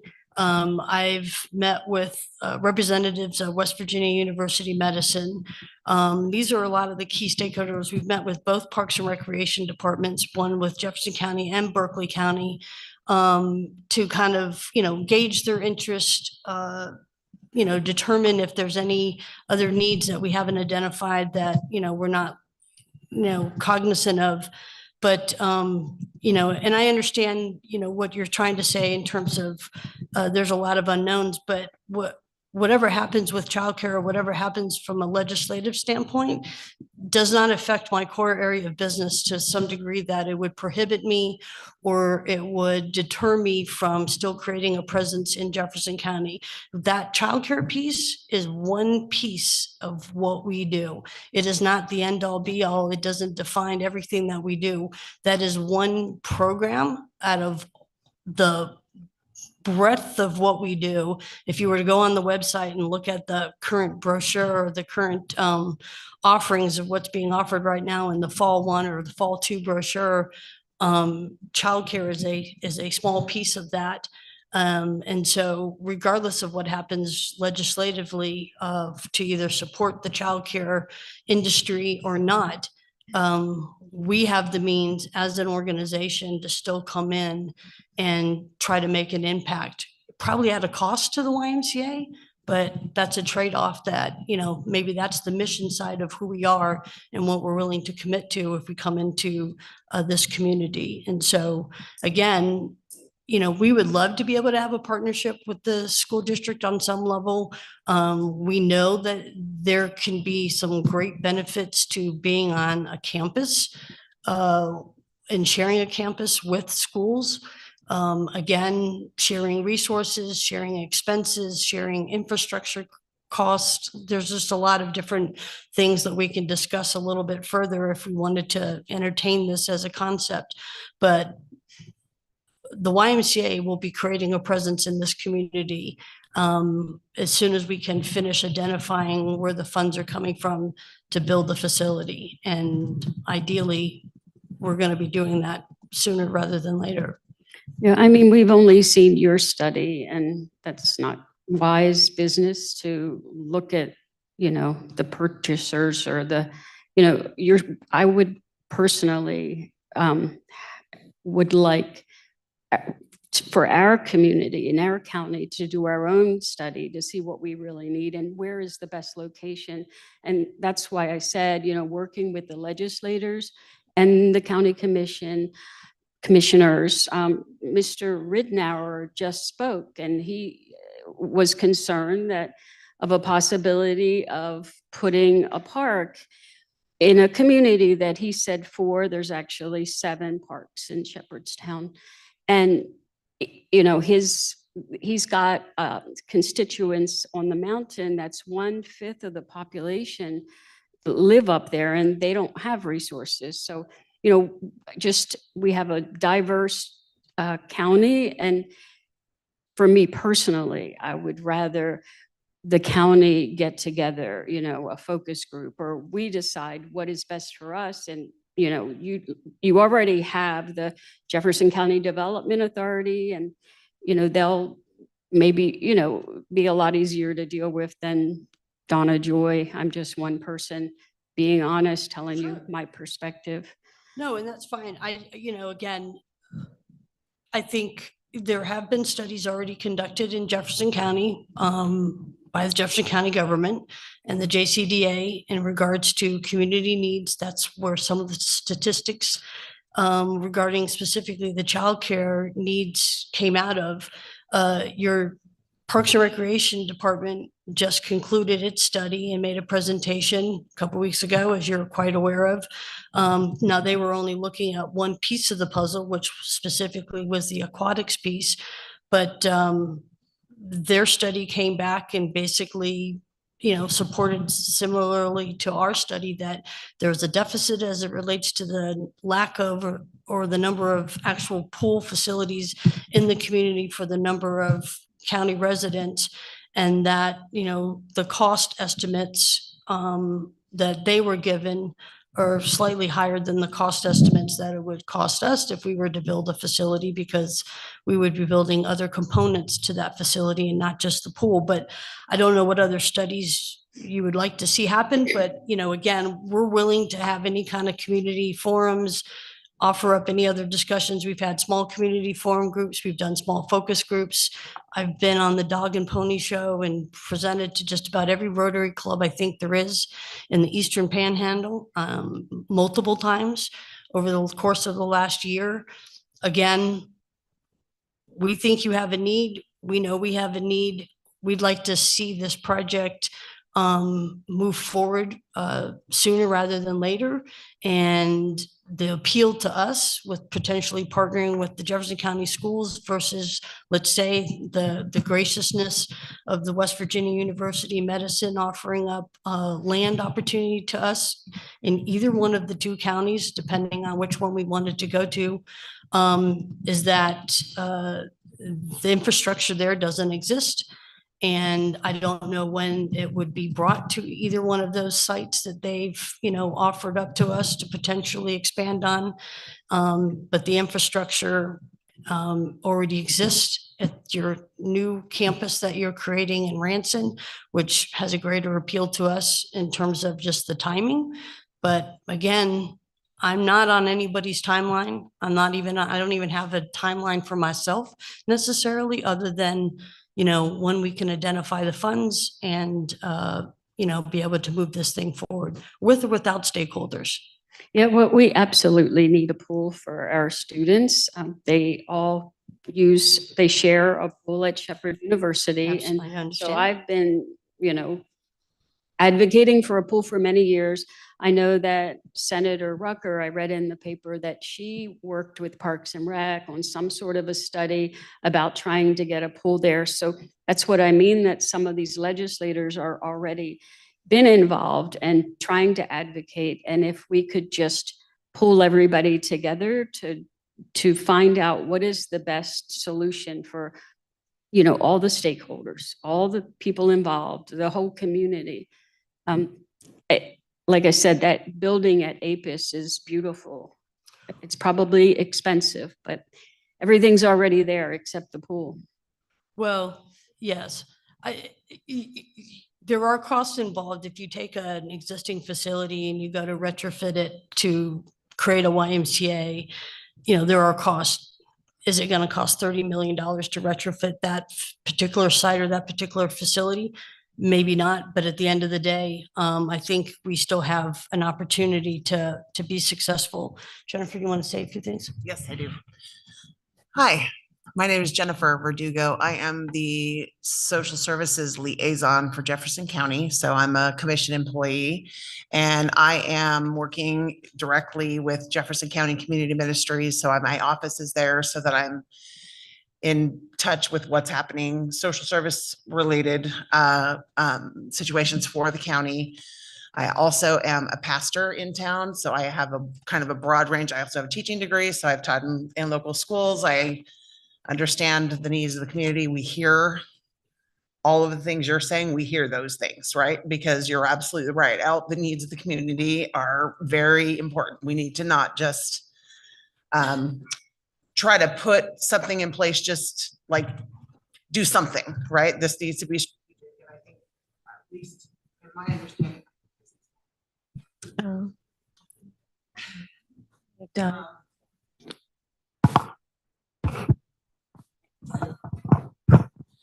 But those conversations are definitely being had. Absolutely, they are being had. And I think that's the thing that we hear, we talk about social determinants of health and those areas that actually increase the quality of life for, everybody, but certainly we're just talking about us here in this county. The things that we're hearing are just the lack of infrastructure. So the fact that even if currently we have a shortage of childcare, that 96 children to one spot, but also more houses are going in. They're already going in, right? And they're, I live off of Flowing Springs, and so we see it every day. But the reality that transportation is a huge factor, and I think that's really why the Ranson site is preferred, is because you can build the facility, but if people can't get to it, which is the problem with the Shepherd University Wellness Center, even for people who have cars, it's 20 minutes away, right? And if you live on the mountain, you're not going to go there. That's way too far away, right? And so, I was pastoring Oakland UMC, which was at the bottom of the hill, right? And so we have a clear awareness that where things are located is pretty key. And so I think one of the things that they're talking about at the facility in Frederick is that because it's between the high school and the middle school, kids are walking directly to the facility after school to do these things. There's no transportation needed. And I think that piece alone is something that we really want to think about in terms of how this facility is going to get used. And because, Chris mentioned that all of the mayors, all of the, all these stakeholders have come and they've unanimously said, we definitely want this in the community. We definitely see the need for this. But like you said, we don't want to just put it anywhere, because if we do, then is it really serving the purpose that we had hoped it would when we, started having these conversations? And so I think you make very valuable points, which actually reinforces in my mind why this location would be preferred. But again, it's a necessary thing, whether it's on the campus or not.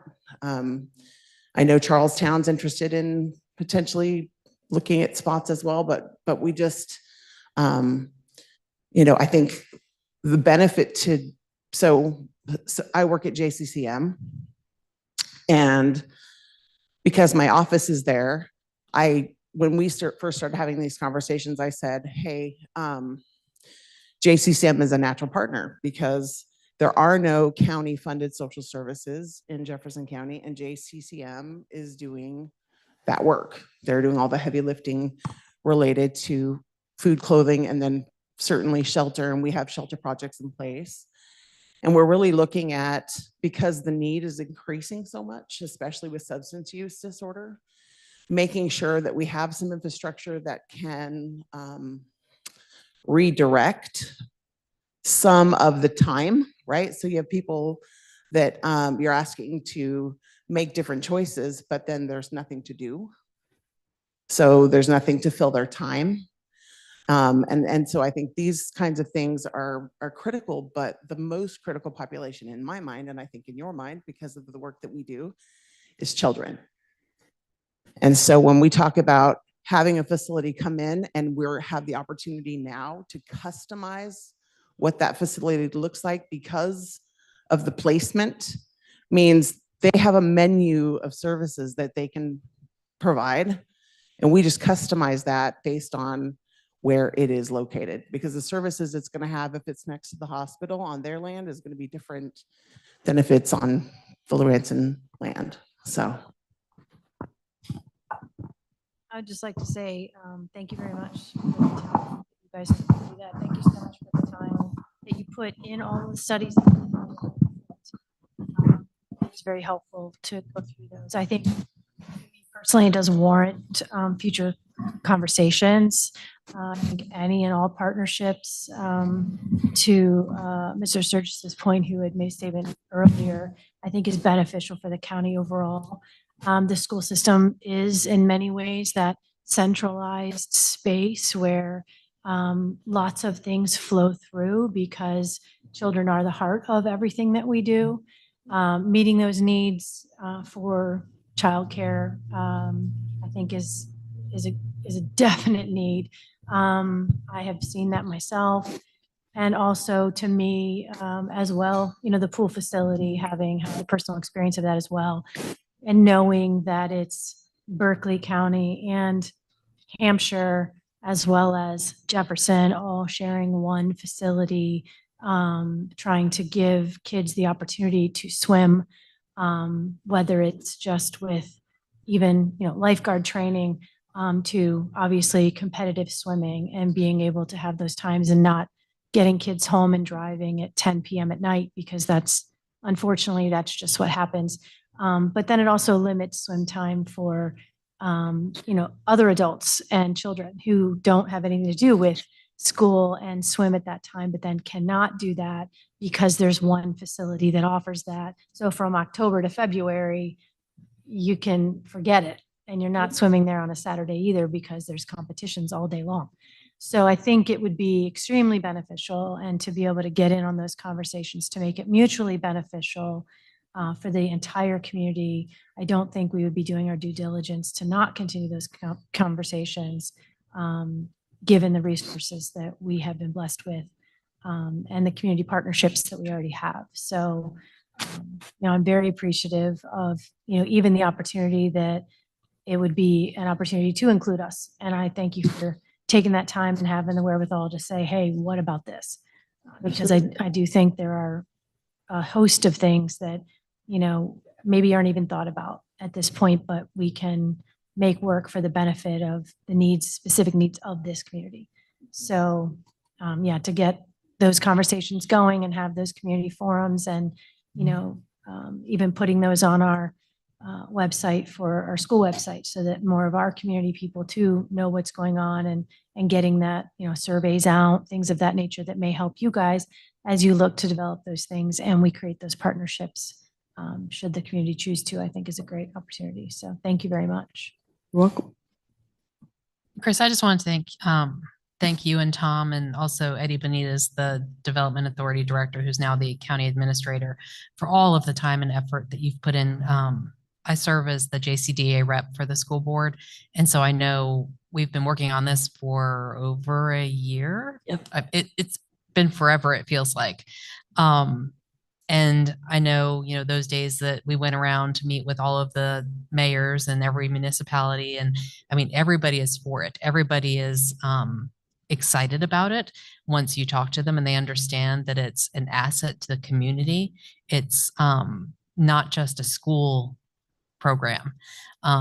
In the past, I've heard you talk about the YMCA and how it's a birth to death organization.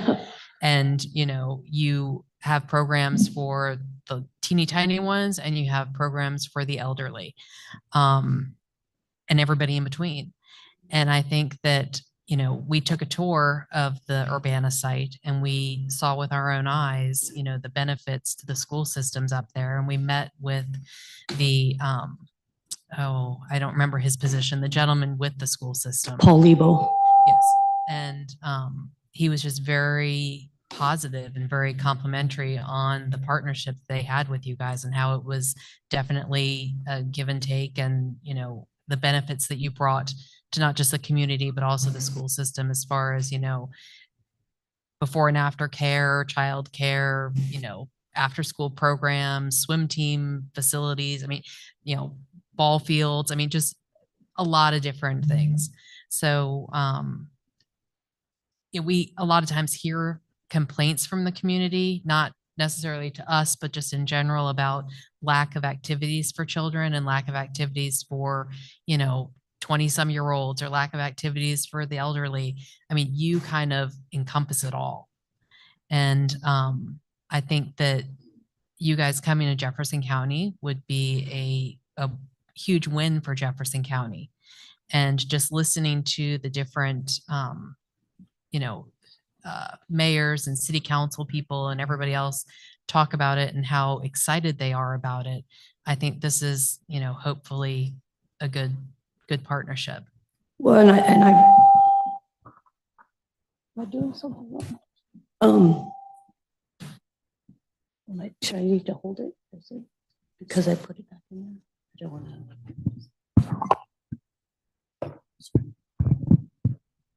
Well, thank you, Kathy, for those kind words. And I don't disagree with what you just said.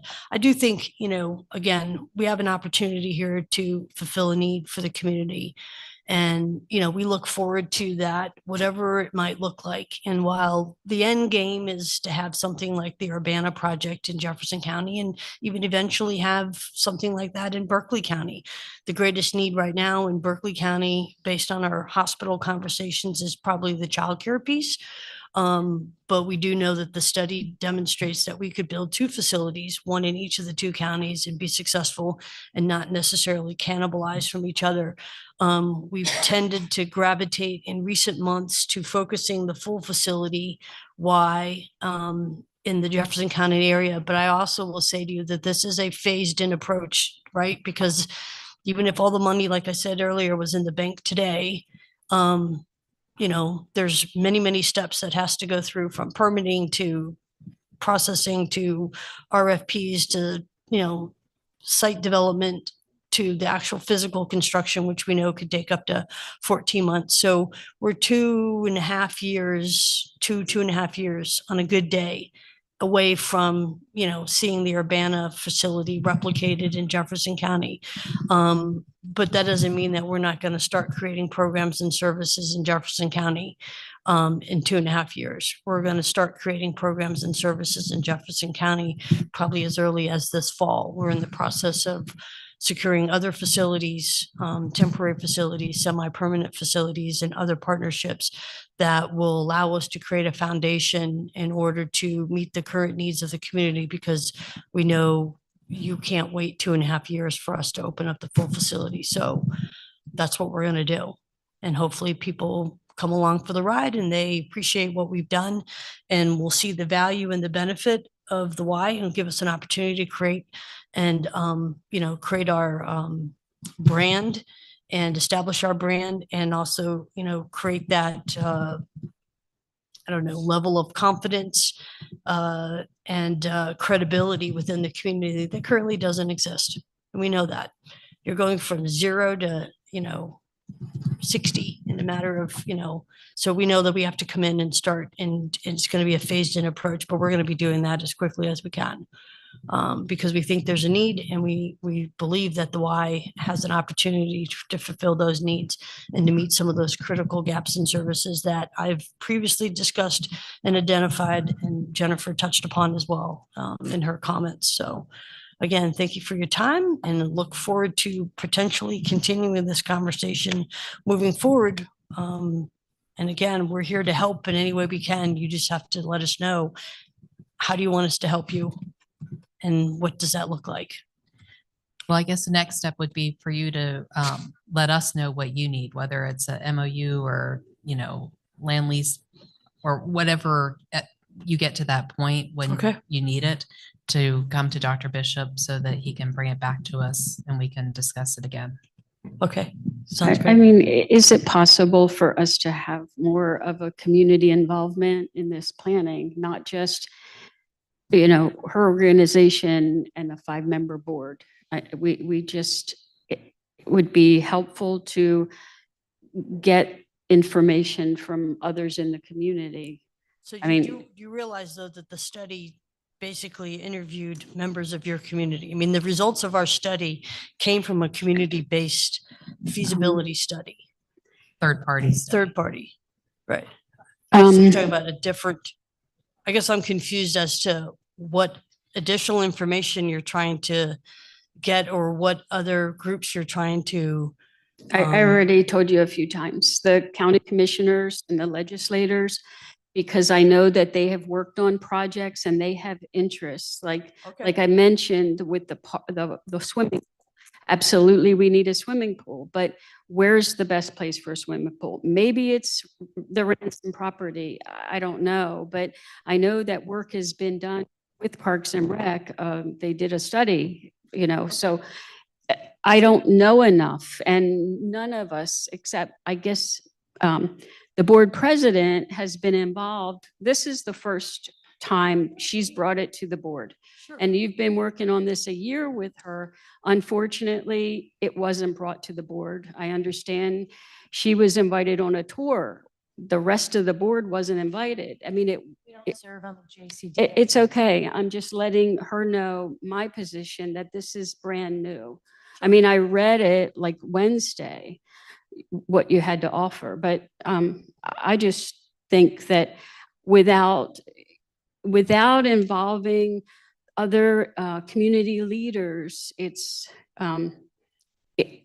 piecemeal. You know, we keep doing these things, just the school board, and it would be nice to include the other organizations. I know you said you talked with mayors. I didn't hear those conversations, you know?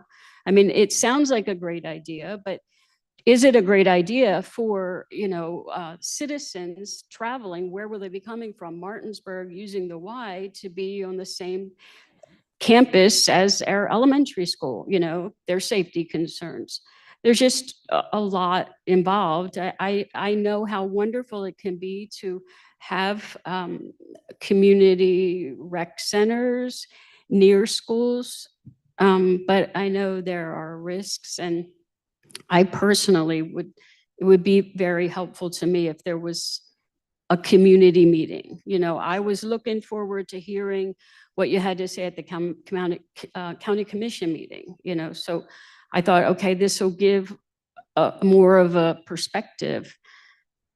I mean, I don't know whose responsibility that is to organize this meeting of anybody interested, to So at the county commissioners meeting that I did speak at, I did give everybody an update and on where we stood with the project, where we stood with the research, and who we had met with, and what our plans were, and kind of laid out what the next steps were. The reason I was going back to them the second time was specifically to get them to potentially provide a letter of agreement so that we could apply for a particular federal grant. And we decided that that wasn't the best entity for us to do that. So that's why we didn't go back the second time. But all those groups that you've talked about, I mean, if you want us to host a community forum, we'll host a community forum. We're happy to do that. But I will say to you that all those conversations and the people that we've talked to, all the mayors of the communities, people on the current Jefferson County Commission, other entities. It's my understanding, including even the Parks and Recreation Department, the YMCA, for a variety of reasons, and partnering with the YMCA because they're not and do not have the capacity to do some of the things that are needed on behalf of the county, but the Y is. And so if you want all those groups to come together to publicly state that, I'm sure we can make some arrangements or try to create some kind of community forum where those entities can, share with you what their thoughts are and whether or not they would bless or support a YMCA presence in this community and support a partnership. Because all of the political individuals and the commissioners, not just the commissioners, but senators and the other delegates, we've met with each of them as well, and we haven't come across any opposition yet about, this being the right thing to do. And Ms. So- Colville, just to let you know, we had some information prior to Wednesday. I mean, that's how we got our questions to you. So I appreciate all the information you provided so that we could do that. This is not the first we've heard of this.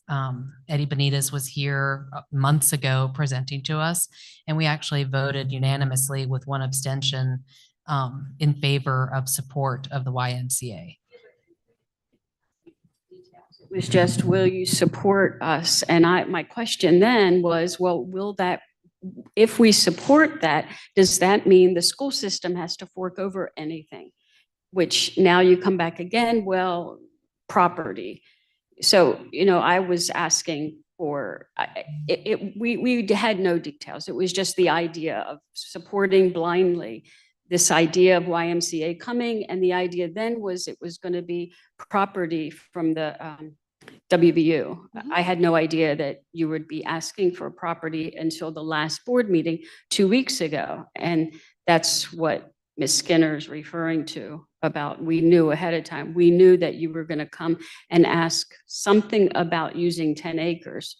But until Wednesday, when this agenda came out, and I don't know how many pages, of this plan. Anyway. No, and I appreciate your concerns and it's well noted. Again, I have opportunities. There has, and again, we joked earlier, or I joked earlier, leading up to today in my 40-year career, as I began my conversations in West Virginia, I have had more land and more buildings being offered to me to create a YMCA presence than I've had more opportunity here in West Virginia and the Eastern Panhandle than I've had in my entire 40-year career over the last 6 months to a year, in terms of people offering up land, people wanting to partner, people donating buildings, things like that. So I don't think I have a lack of finding a suitable location. We tested a couple sites. The two specific sites that we tested were the land that is currently owned by West Virginia University, University of Medicine. And we know that we would be successful there. I don't believe that the location between the West Virginia University Medicine site in Jefferson County and the Ranson School site is too far away that it would skew any of the numbers or any of the data that's in that study and would change anything drastically that would cause me to pause or be alarmed that I might, drastically change my pro forma, or I might have to rethink my pricing or rethink my offerings or anything like that. And again, it was something that was suggested that the folks asked, was I married to the West Virginia University Medicine site? And the answer to that question is no, I'm not. I can go anywhere I want. Depends on who wants me the most. So admittedly, I'm the newest board member, but I am not new to this conversation because I spent 2 terms as a Charlestown City Councilwoman. So we have spoken to you guys about Charlestown property for the YMCA. Yes. So I appreciate all the work you've done. I just want to make sure that I guess that there's an understanding that what you said just kind of nailed it. There are quite a few entities that would love to have a YMCA. So I think that talking to the various mayors, the various commissioners, city managers, there's going to be almost a tug of war. Yeah, we'll take you. Yeah, we'll take you. So I guess I just want to be clear on what we as a board would like for the next time. Yep. Because if it is a consensus that the administrators in the county at the municipal level or at the county level want a YMCA, I think we can definitely make sure that we're all on the same page. If there is, if we're going to duke it out as to where it's going to be, then then we need that. But I just want to make sure that we don't keep delaying this just because we don't know what we want. Okay. Well, and similarly to, what was asked previously about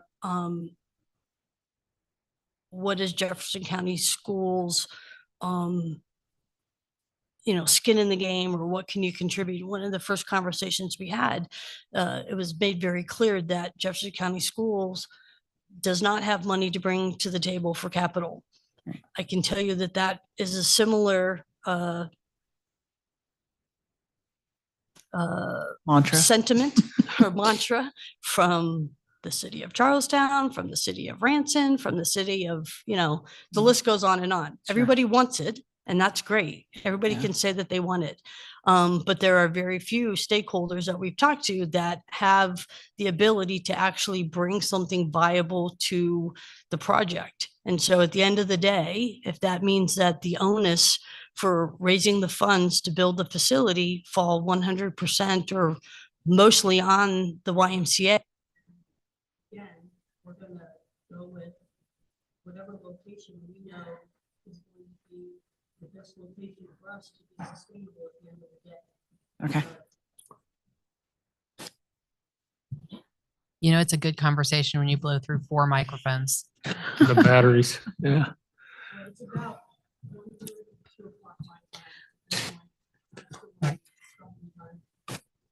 No, we appreciate you coming directly from the airport, from your dad's memorial service.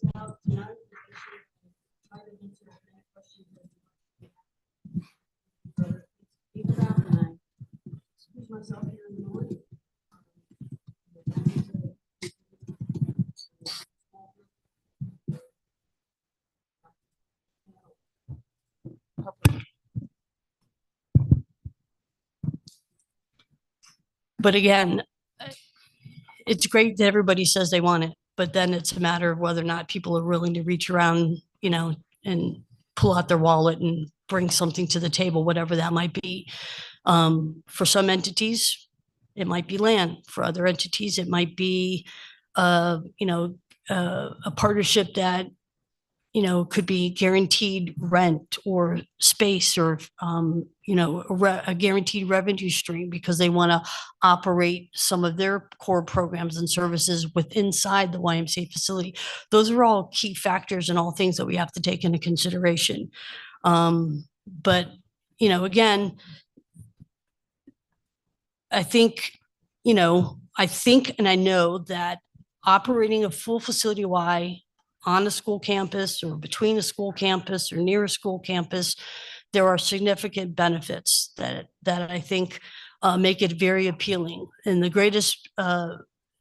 recipients that reap the greatest benefit of that relationship or that partnership based purely on geography are going to be the students. When we look to build a full facility Y or build a YMCA in any community, we look at the walkability score, we look at the density, we look at the future density of where that facility is going to be, and that's important to us. And when we started talking with West Virginia University of Medicine, we didn't know that Jefferson County Schools, had as great a need as you did, and we didn't know that you had, potentially some land that you might be interested in or willing to carve out to allow us to be on that property. And so most of our conversations were with WVU and their facilities or their property. But again, there's nothing is set in stone, nothing is in writing with them as well. It all comes down, for me, it's a math game. I got to make sure that the performer works and it can be sustainable, which I think I've checked that box.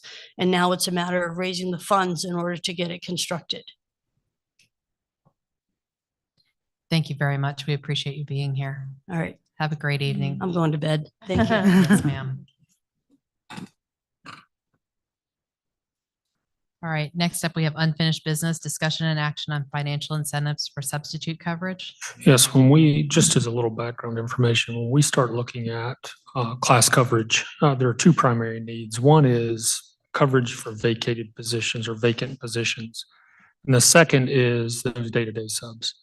On May 28th, you approved a proposal for 1/6 pay for current teaching staff to take on an extra teaching section in essence. Primarily giving up their planning block in order to fill vacant positions. The second need is addressed by the 1/7 or the 1/7 plus 20 proposal. And that's where teachers are covering classrooms for those day-to-day needs. A colleague is ill, has an appointment or something to that effect. There is a current person who's been hired to do that job. That person is just absent that day. So you've already approved the 1/6 pay proposal back in May.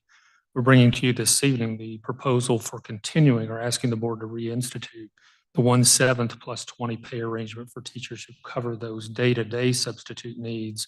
As Ms. Hoover indicated earlier, the staff here at Washington High School is in agreement, and this is a great incentive for our folks to continue to make sure their classes are covered by qualified teachers, and that the work in those classrooms can continue day to day. So our recommendation is that you approve the 1/7 plus 20 to continue for the 24-25 school year. All right, is there a motion to approve the 1/7 pay plus $20 for the day-to-day coverage for the 24-25 school year? I make a motion. I second it. Thank you, Ms. Joy. Thank you, Ms. Bratton. Any discussion? Yeah, I'm surprised. I don't know what changed your mind, but it's wonderful. I'm happy to hear that you're supporting I mean, I'm not surprised, I guess. You probably just, I am tired. So anyway, thank you, Dr. Bishop. All right, any other questions or discussion? No, the only discussion I would have, I definitely think it's a great idea. I would ask that since this will probably be, I think, the third year Third that year. we've done it. I think we should be able to have some considerable data, 6 months into this to see over the last even 4 years, what we had before, and then how we're utilizing this for teachers. How many classrooms are they covering? How many of our own staff are doing that? What is our outlay of cost? And what was it before that to cover those costs? And how many vacancies we could not fill without this? Just so we have some kind of data to look at as we go forward, Okay. because it seems to be a positive program that teachers do appreciate. And it's always good to have our own staff in those classrooms. So When Ms. Moss and I were working on budget back in the spring, we did sit and look at this data moving forward. So it's pretty easy to get put together for you to take a look at. awesome. Thank you. I have one quick question. Are these Yes. funds that come out of the excess levy for staff benefits? Yes, Okay, it would. all right. I just want to remind everybody that the excess levy will be coming back up in Correct. November and how urgently important that is to the foundation of our school system. All right, any other discussion? Hearing none, all in favor of implementing the 1/7 plus the $20 for the day-to-day coverage for the 24-25 school year, say aye. Aye. Aye. Opposed? All right, thank you very much. Next up is discussion and action on agreement with Jefferson County Parks and Recreation to build a new park in Shepherdstown. So over the last 2 weeks, there's been a lot of legwork that's been done, and I'll be presenting the findings and the answers to questions that were proposed or posed from the last meeting. So you have, as part of your board docs agenda, a number of items that are attached, links, Land Water Conservation Fund grants, and Community Champions Playground grant that Mrs. Myers would apply for if this partnership goes through. Just a bit of other information. The discussion of developing a deeper relationship with Parks and Rec, and these are bulleted for you in board docs, began over 10 years ago after meeting with the superintendent of schools at the time. And discussions with staff and board members on both sides, there was an MOU created about sharing facilities and Parks and Rec use of facilities. And over the years, that MOU has benefited both parties. When the school district decided to purchase property in Shepherdstown, the superintendent reached out, and there was a portion of the property that schools felt that they felt the schools would not benefit from, but could make a great park. To the point that was made earlier, 101 acres at the Shepherdstown Elementary School site. There is a master plan for that facility, which includes a potential middle school addition at some point in the future. But there was some unusable land. That's not unusual. I've been building schools and building or in construction of schools and additions for a number of years. And through the borings and through some of the subsurface investigation, you quickly find that there are portions of a tract of land that might not be usable. This proposed piece of property would not be a great location for any future building. So it's unusable property in terms of construction of a facility of some sort. Over the past several years, of course, there was a site plan developed, and Parks and Rec had a piece of that on that initial site plan from a few years ago that could be a park in the future. There was some question at the last meeting about the land grant or the land lease, I should say. And we did have our attorneys from Dinsmore review the proposed lease at the time, and they made some adjustments to it. One of those was the addition of the escape clause, for lack of a better term, that would allow the school district to take back the offer to use that land for a park or potential park if nothing was done in 5 years. So that's the big piece of that. Under 1857F in the state code, the school district can lease property to a nonprofit or governmental entity. So in terms of the legality of a lease, that according to our attorneys at Dinsmore, that is appropriate if you decide to move forward with that. I'm happy to answer any questions you might have based on the conversations that we've had over the last couple of weeks. Yeah, I didn't see all these links on Wednesday when I opened this. Were they added later? Yeah, so I don't have time to read all this. I didn't know it was there. Did you say 5 years, the escape clause? Yes, it would allow them 5 years to have a plan or to develop a final plan to build a park or facility. I had asked for a presentation from Parks and Rec just to get an idea of what are they planning. I mean, at least we have an idea from there are some renderings. YMCA. I failed to mention that. There are some renderings as attachments as well, an inclusive playground that are also attached for your information. Okay, so it's going to be a playground but you said that the school will have its own playground. The school will have a playground, yes. And that nobody can use this park during the school day. I didn't say that. Last meeting you did. You said that. No, but the school playground during the day. This playground would be separate from the school in a different location. No, I guess you misunderstood the question. I mean, I wasn't suggesting that outsiders would be using the school's playground. The question was during the school day, when children are in session, you have a playground and a park right outside the window with people coming. Who's responsible for the safety and security of that? And what about a well? And is that Parks and Rec? They're going to pay for all these things? Correct. But that's at their cost. The school district would not have any financial piece of this. It would be totally developed by Parks and Recreation.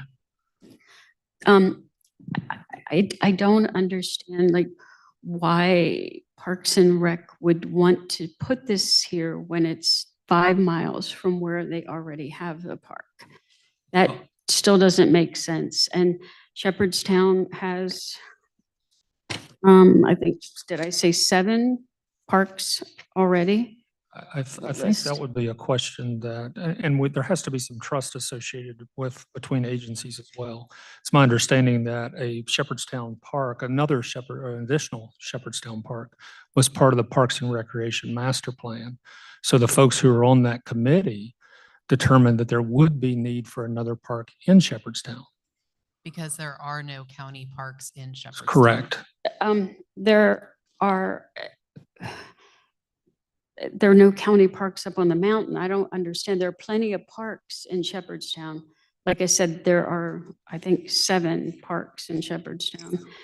And whoever owns it, it doesn't matter. I mean, Parks and Rec used to manage Morgan Grove Park, and they got the funds from the pavilion, and the Shepherdstown Community Club paid them to cut the grass, and they wanted more money. They said they couldn't afford to take care of it.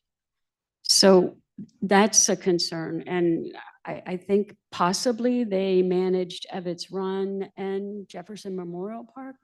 So these are 3 parks that they walked away from. And why would they want to invest in another park so close to where they are already located? Jefferson Memorial Park is the city of Charlestown. That's not So a is county Evetts park. Run. And Evetts Run is also the city of Charlestown. That's not a county But park. it used to be a county park, though. It did used to be a county park until recently. Parks and Rec is their own entity. I mean, we don't have jurisdiction over Parks and Rec. If Parks and Rec wants to build a park every 5 miles in the county, I would highly support it. I mean, parks are a wonderful thing for the community.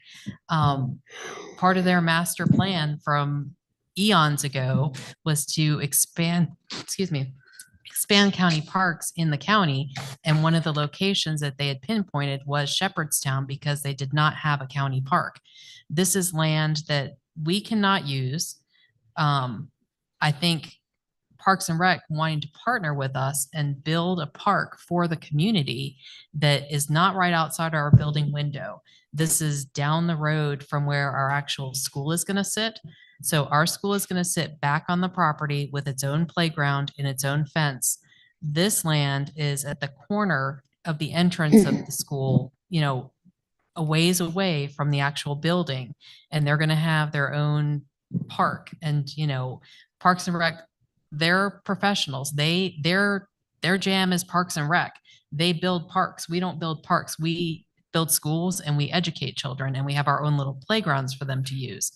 So I don't have any desire to micromanage what Parks and Rec does with that land.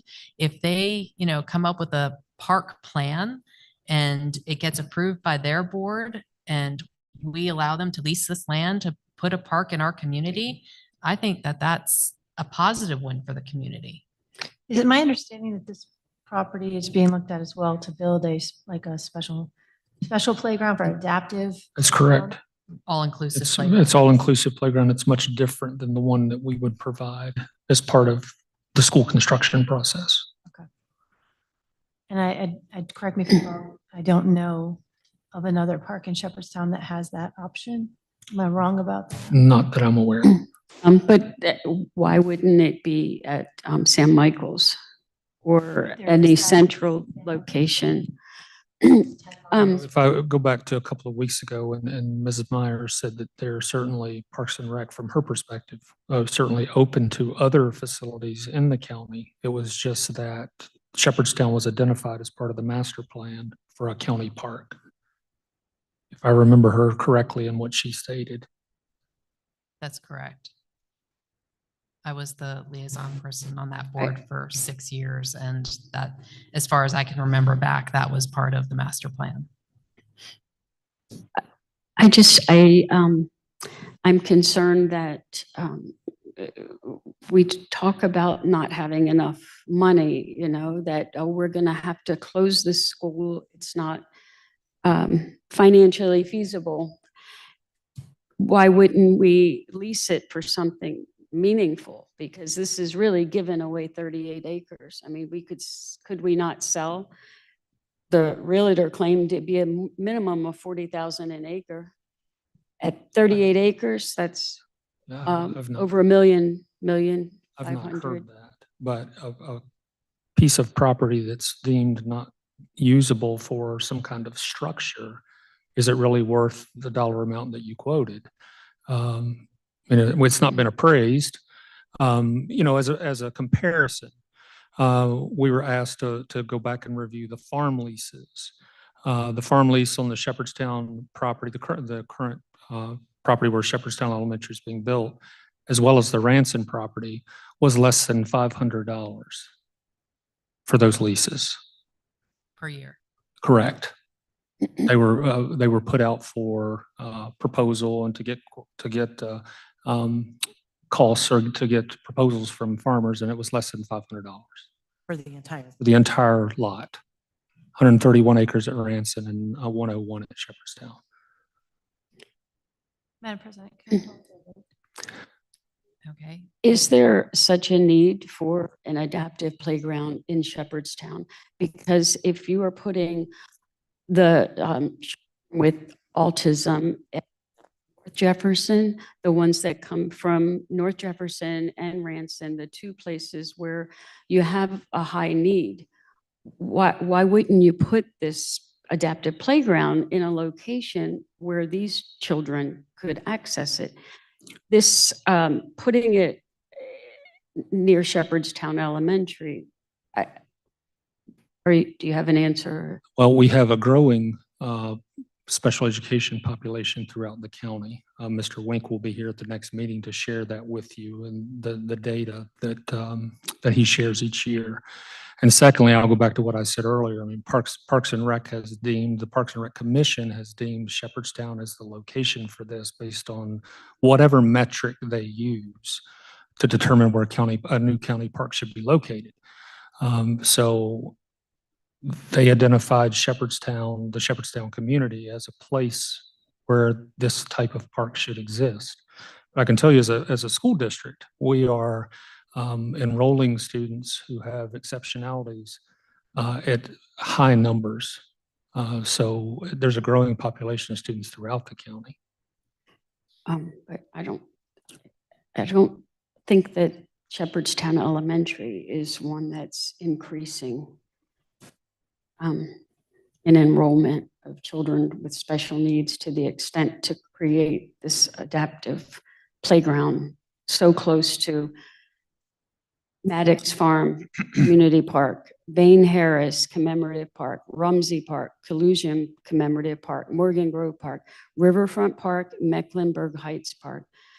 And then the proposed Shepherdstown location is 5 miles from San Michael's Park. When there are needs throughout the county. And I guess this is part of my concern about smart growth and planning with a bigger perspective, not just these putting things together piece by piece, working with one entity like the school board.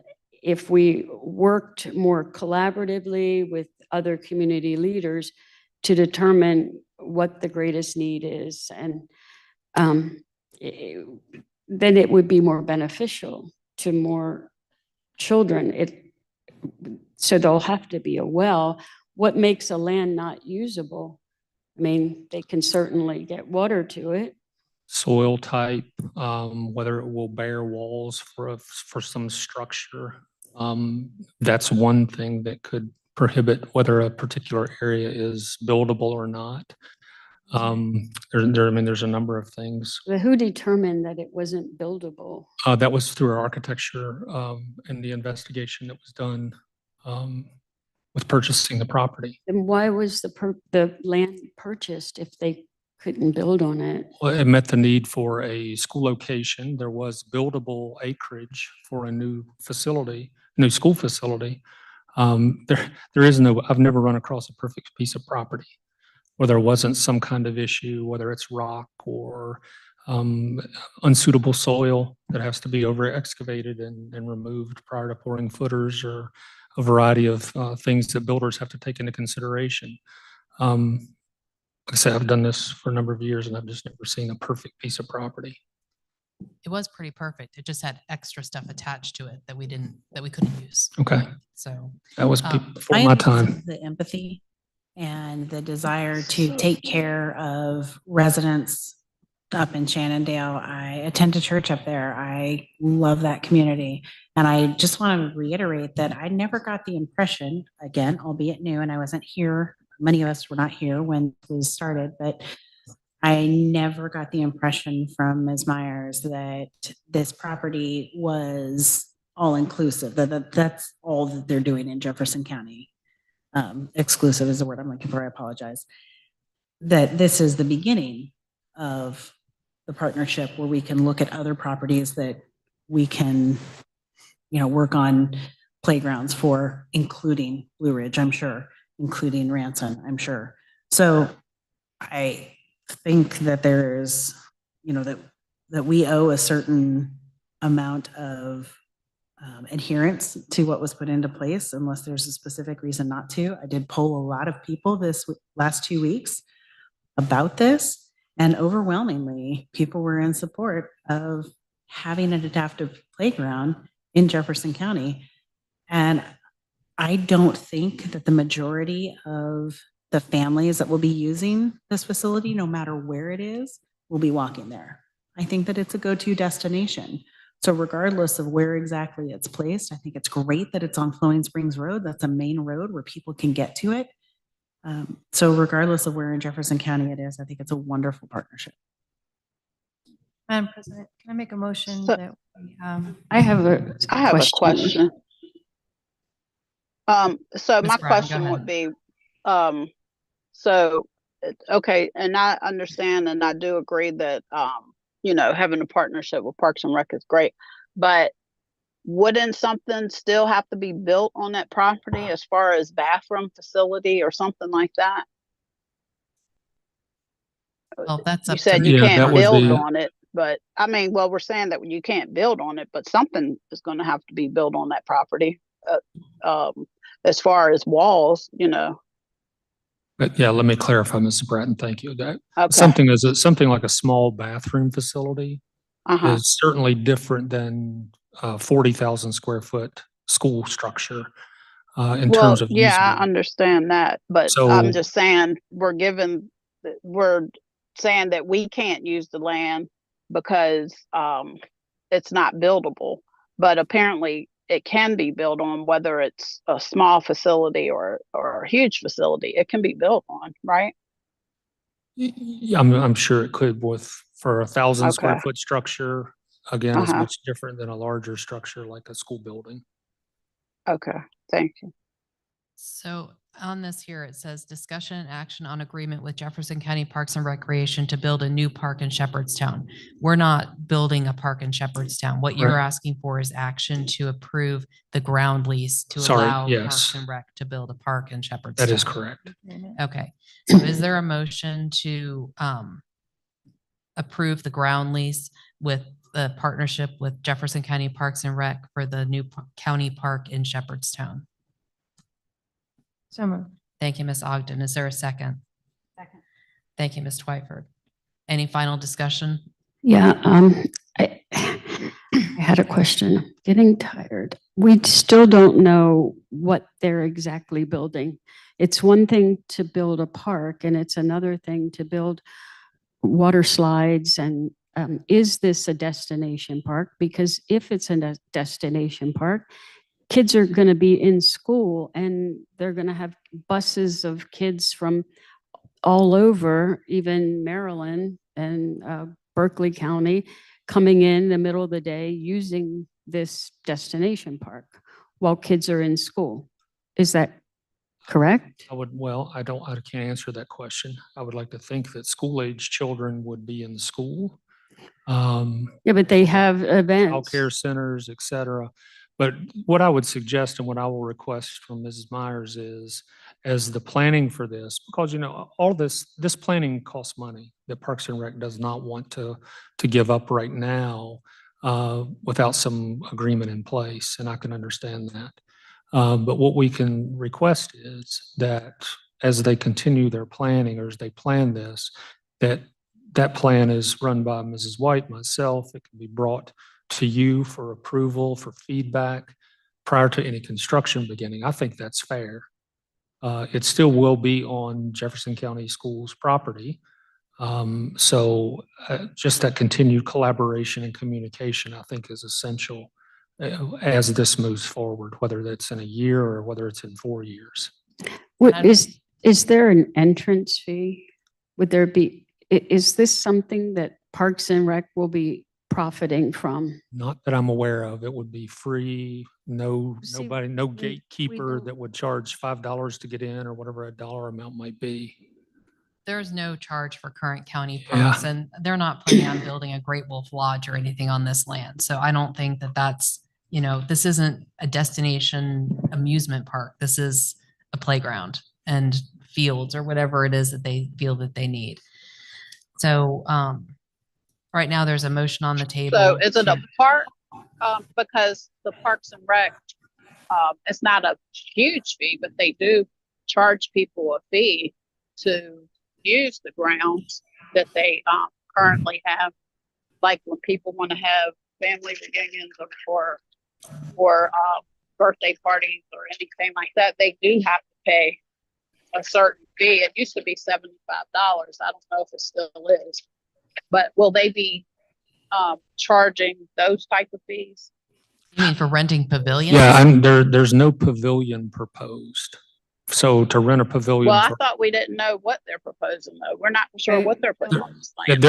there are some attachments on board docs that have some schematic drawings that would give you an idea of what the proposal is right now. Again, they've not done them specific for that piece of property yet because there's a cost associated with it that they didn't want to commit to if there was no agreement in place. Okay. And to be clear for the public, there are no water slides. Yeah. Madam President, can I All call for right. the vote? Yes, ma'am. So the motion on the table is to approve the ground lease for Jefferson County Parks and Recreation to build a new county park in Shepherdstown. All in favor, say aye. Aye. Sorry, was that? Okay, so that's Ogden, Twyford, Bradford, and Skinner, correct? Correct. All right. Opposed? Yeah, I'm going to abstain. I haven't been able to read this because it was posted late. So I don't, you already, what's so funny? Just laughing. It's none of your business how I vote. Motion passes 4-0 with one abstention. All right, moving on. Congratulations, Ms. Meyer. Thank you, Ms. Myers. We appreciate you being here. Next up, we have action on acceptable use policies. So these were brought to the board at the last meeting for a review, primarily the change to both the staff and the student technology acceptable use policy has been proposed by Rick Merzook, our Director of Technology, specific to two changes. One with a 10 DLC privacy policy, which is basically a phone number. And in order to be in compliance with FERPA and COPA, that we would need a privacy policy in place before we can begin to transmit some of our text messaging and other messaging that goes out. One of the places that this became most apparent was through the JVA or with the Jefferson Virtual Academy. The second piece of it is the data sharing with third-party applications that some of our educational software and educational applications potentially could be sharing information with third-party vendors. And we're just, it's an awareness thing that that potential exists. Our current policy does not have those two items addressed, and it will allow Mr. Merzook to move forward with some of the processes and procedures he needs to follow up with in terms of conducting or doing it, or I'm sorry, doing his job. And Dr. Bishop, would you mind telling me what those policy numbers are? I'm for sorry. the two of them. That's okay. Yep, 7540.04 is the staff acceptable use policy. 7540.03 is the student acceptable use policy. And there were no comments received when they were put out for public comment. Thank you. Is there a motion to approve the acceptable use policies 7540.04 and 7540.03? So moved. Thank you, Ms. Twyford. Is there a second? Second. Thank you, Ms. Ogden. Any discussion? Yeah, Dr. Bishop, did you say there were no comments? None. Oh, okay. Yes. And the only point of clarification I had was, I know we discussed briefly how this might affect some of the communication with like booster groups and things of that nature. I did not read in any of this that seemed like it would be effective to that. I just kind of wanted to. That was more related to the Rooms platform, the new platform with booster clubs, and Kelsey's been working on that to try to have booster clubs, booster club presidents or booster club representatives that are responsible for a lot of the communication and how that might happen. So she's been working through that. It's not an easy task to kind of maneuver around because you need a K-12 login. There's some things associated with that, but she is working on it. And the only other thing I saw in here that I just wanted to point of clarify was it basically is dealing with the systems that we're using and how they're shared, whether it's a cell phone, but it doesn't specifically state that you must use a Chromebook as a device. That's correct. If we had someone on a different device that is accessible still, as long as they're using the correct platform in the correct way. Right. Is that Yeah, it's not in that new one. Thank you. All right. So the motion is to approve the acceptable use policies 7540.04 and 7540.03. All in favor, say aye. Aye. Aye. Opposed? All right. Thank you. Next up, we have action on superintendent goal setting 24-25. I ask that we, unless there's an objection, go ahead and move board member comments, committee reports, and superintendent comments prior to that, because we will have to go into executive session for the superintendent's goal setting session. Any objection to that? All right. Board member comments. Ms. Twyford, do you have anything this evening? I do not. Just one thing. I had a resident reach out about class size, and I was able to speak to Dr. Bishop ahead of time. He's going to verify it and let me know if there's an issue, and we'll go from there. But I appreciate the quick action. Thank you. Ms. Ogden? No, just welcome back to students and staff, and hope things are going smoothly. I'm glad we got to address the additional help for teachers who are willing to step up and help out in those classrooms. And I've had good reports, at least from students thus far. Things are going smoothly. So thank you very much. And safety to the athletes as we head into fall season. All right, Dr. Joy? I visited several schools this past week, and they're all off to a great start. I wanted to commend all the employees for working hard to open the schools, and a special thanks to the bus drivers for safely transporting our students. I also attended the county fair and participated in the African American Cultural Parade, where I saw many of Jefferson County students and staff, and they all were amazing. The EPIC meeting for August was canceled. I'd like to add to the future agenda presentation by the Special Ed Advisory Committee. It's been over a year, and I keep asking for that. So, and I already mentioned to Dr. Bishop earlier in the meeting, but an update on the findings of the study regarding impact fees. And let's see,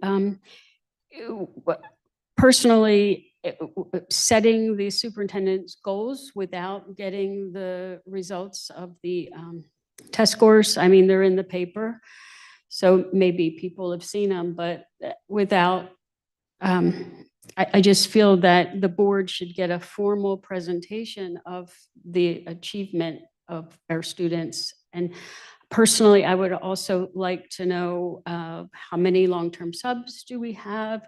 Where do we stand on employing certified teachers? Because that, to me, would factor in on your goals.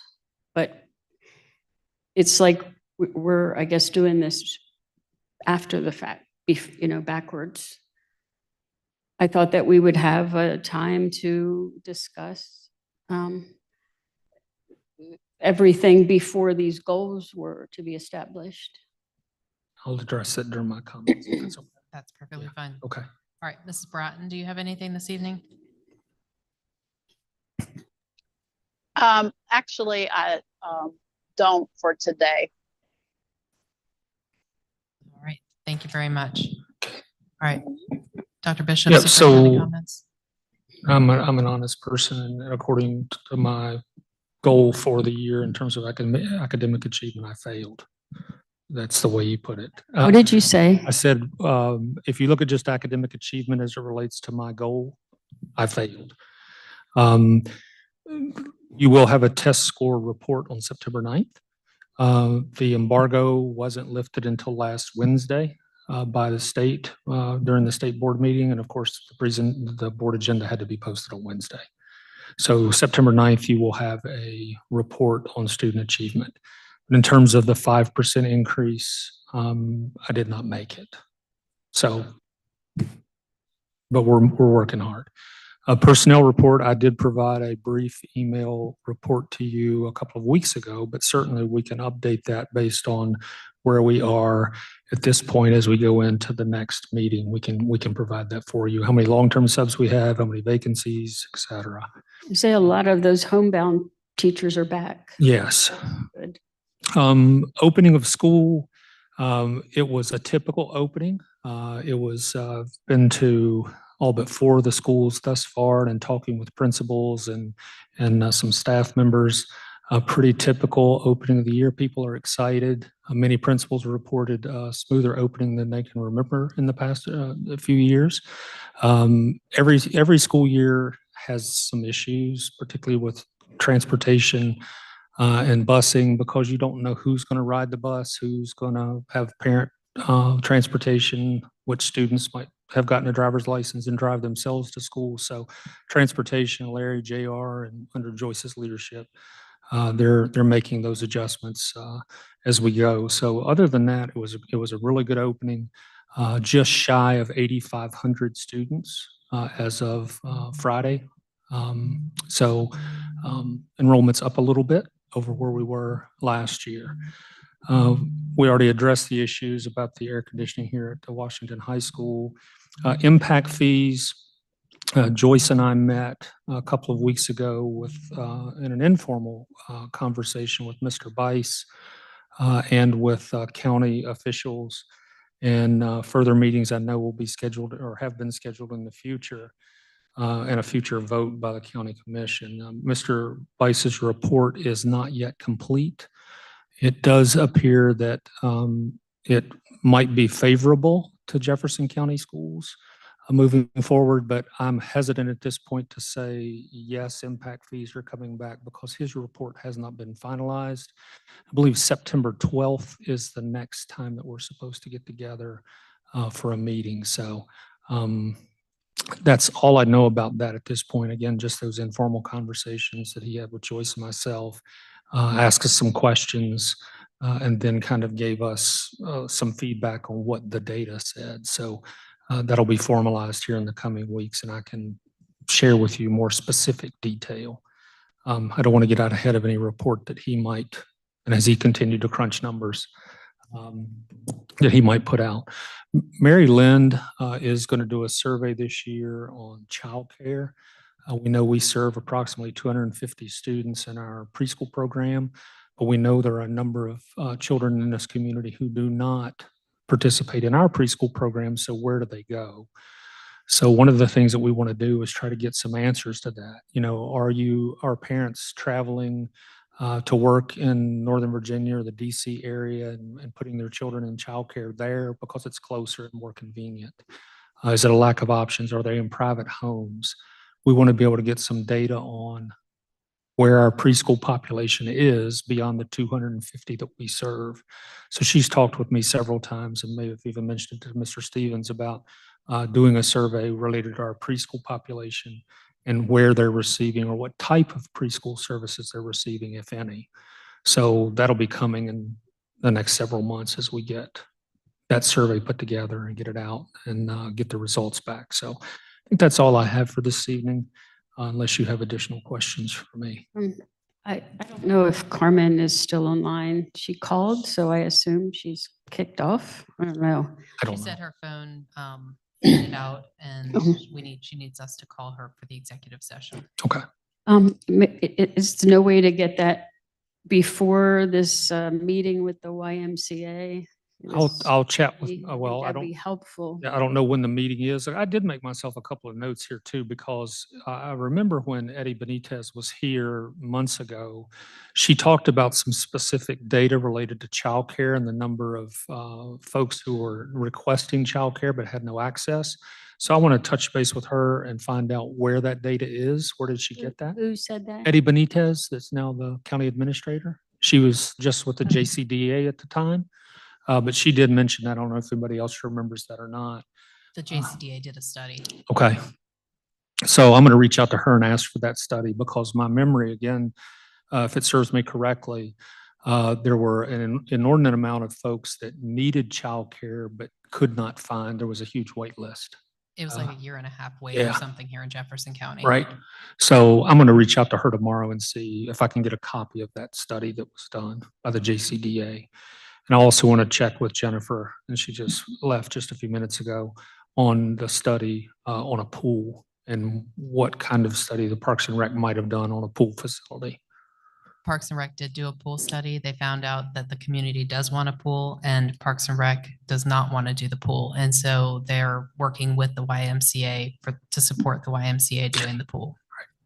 It's all of this. Good institutional knowledge that I don't have. Not after. So we will, I'll reach out to Ms. Myers too and see if there's a copy of that formal study that was done that I can share as well. So, but I'm going to reach out to them, to both Eddie and to Jennifer tomorrow. And that's all I have. Okay, thank you. So is there a motion to go into executive session to, for the superintendent goals for 24-25? So moved. Second. Go ahead. Thank you, Ms. Twyford. Thank you, Ms. Ogden.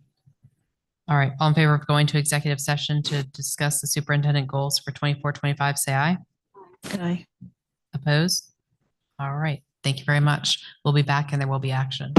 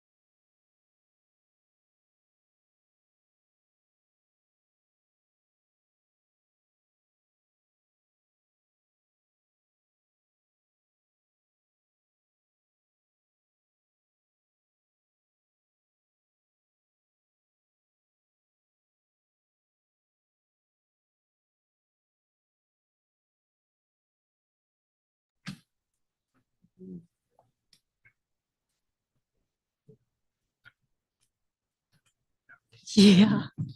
All right. Excuse me. Is there a motion to go back into open session? So moved. Thank you, Ms. Ogden. Is there a second? Second. Thank you, Ms. Whitford. All right.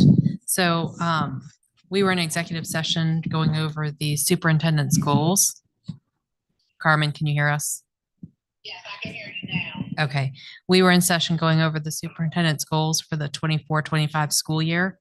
Is there a motion to accept the superintendent's goals with the addition of the additional goal of teacher retention increase of 3 to 8%? So moved. Oh. All right, I'll second it. Thank you, Ms. Bratton. Seconded by Ms. Ogden. Any discussion? Hearing none, all in favor of the superintendent's goals, say aye. Aye. Oppose? All right, thank you very much.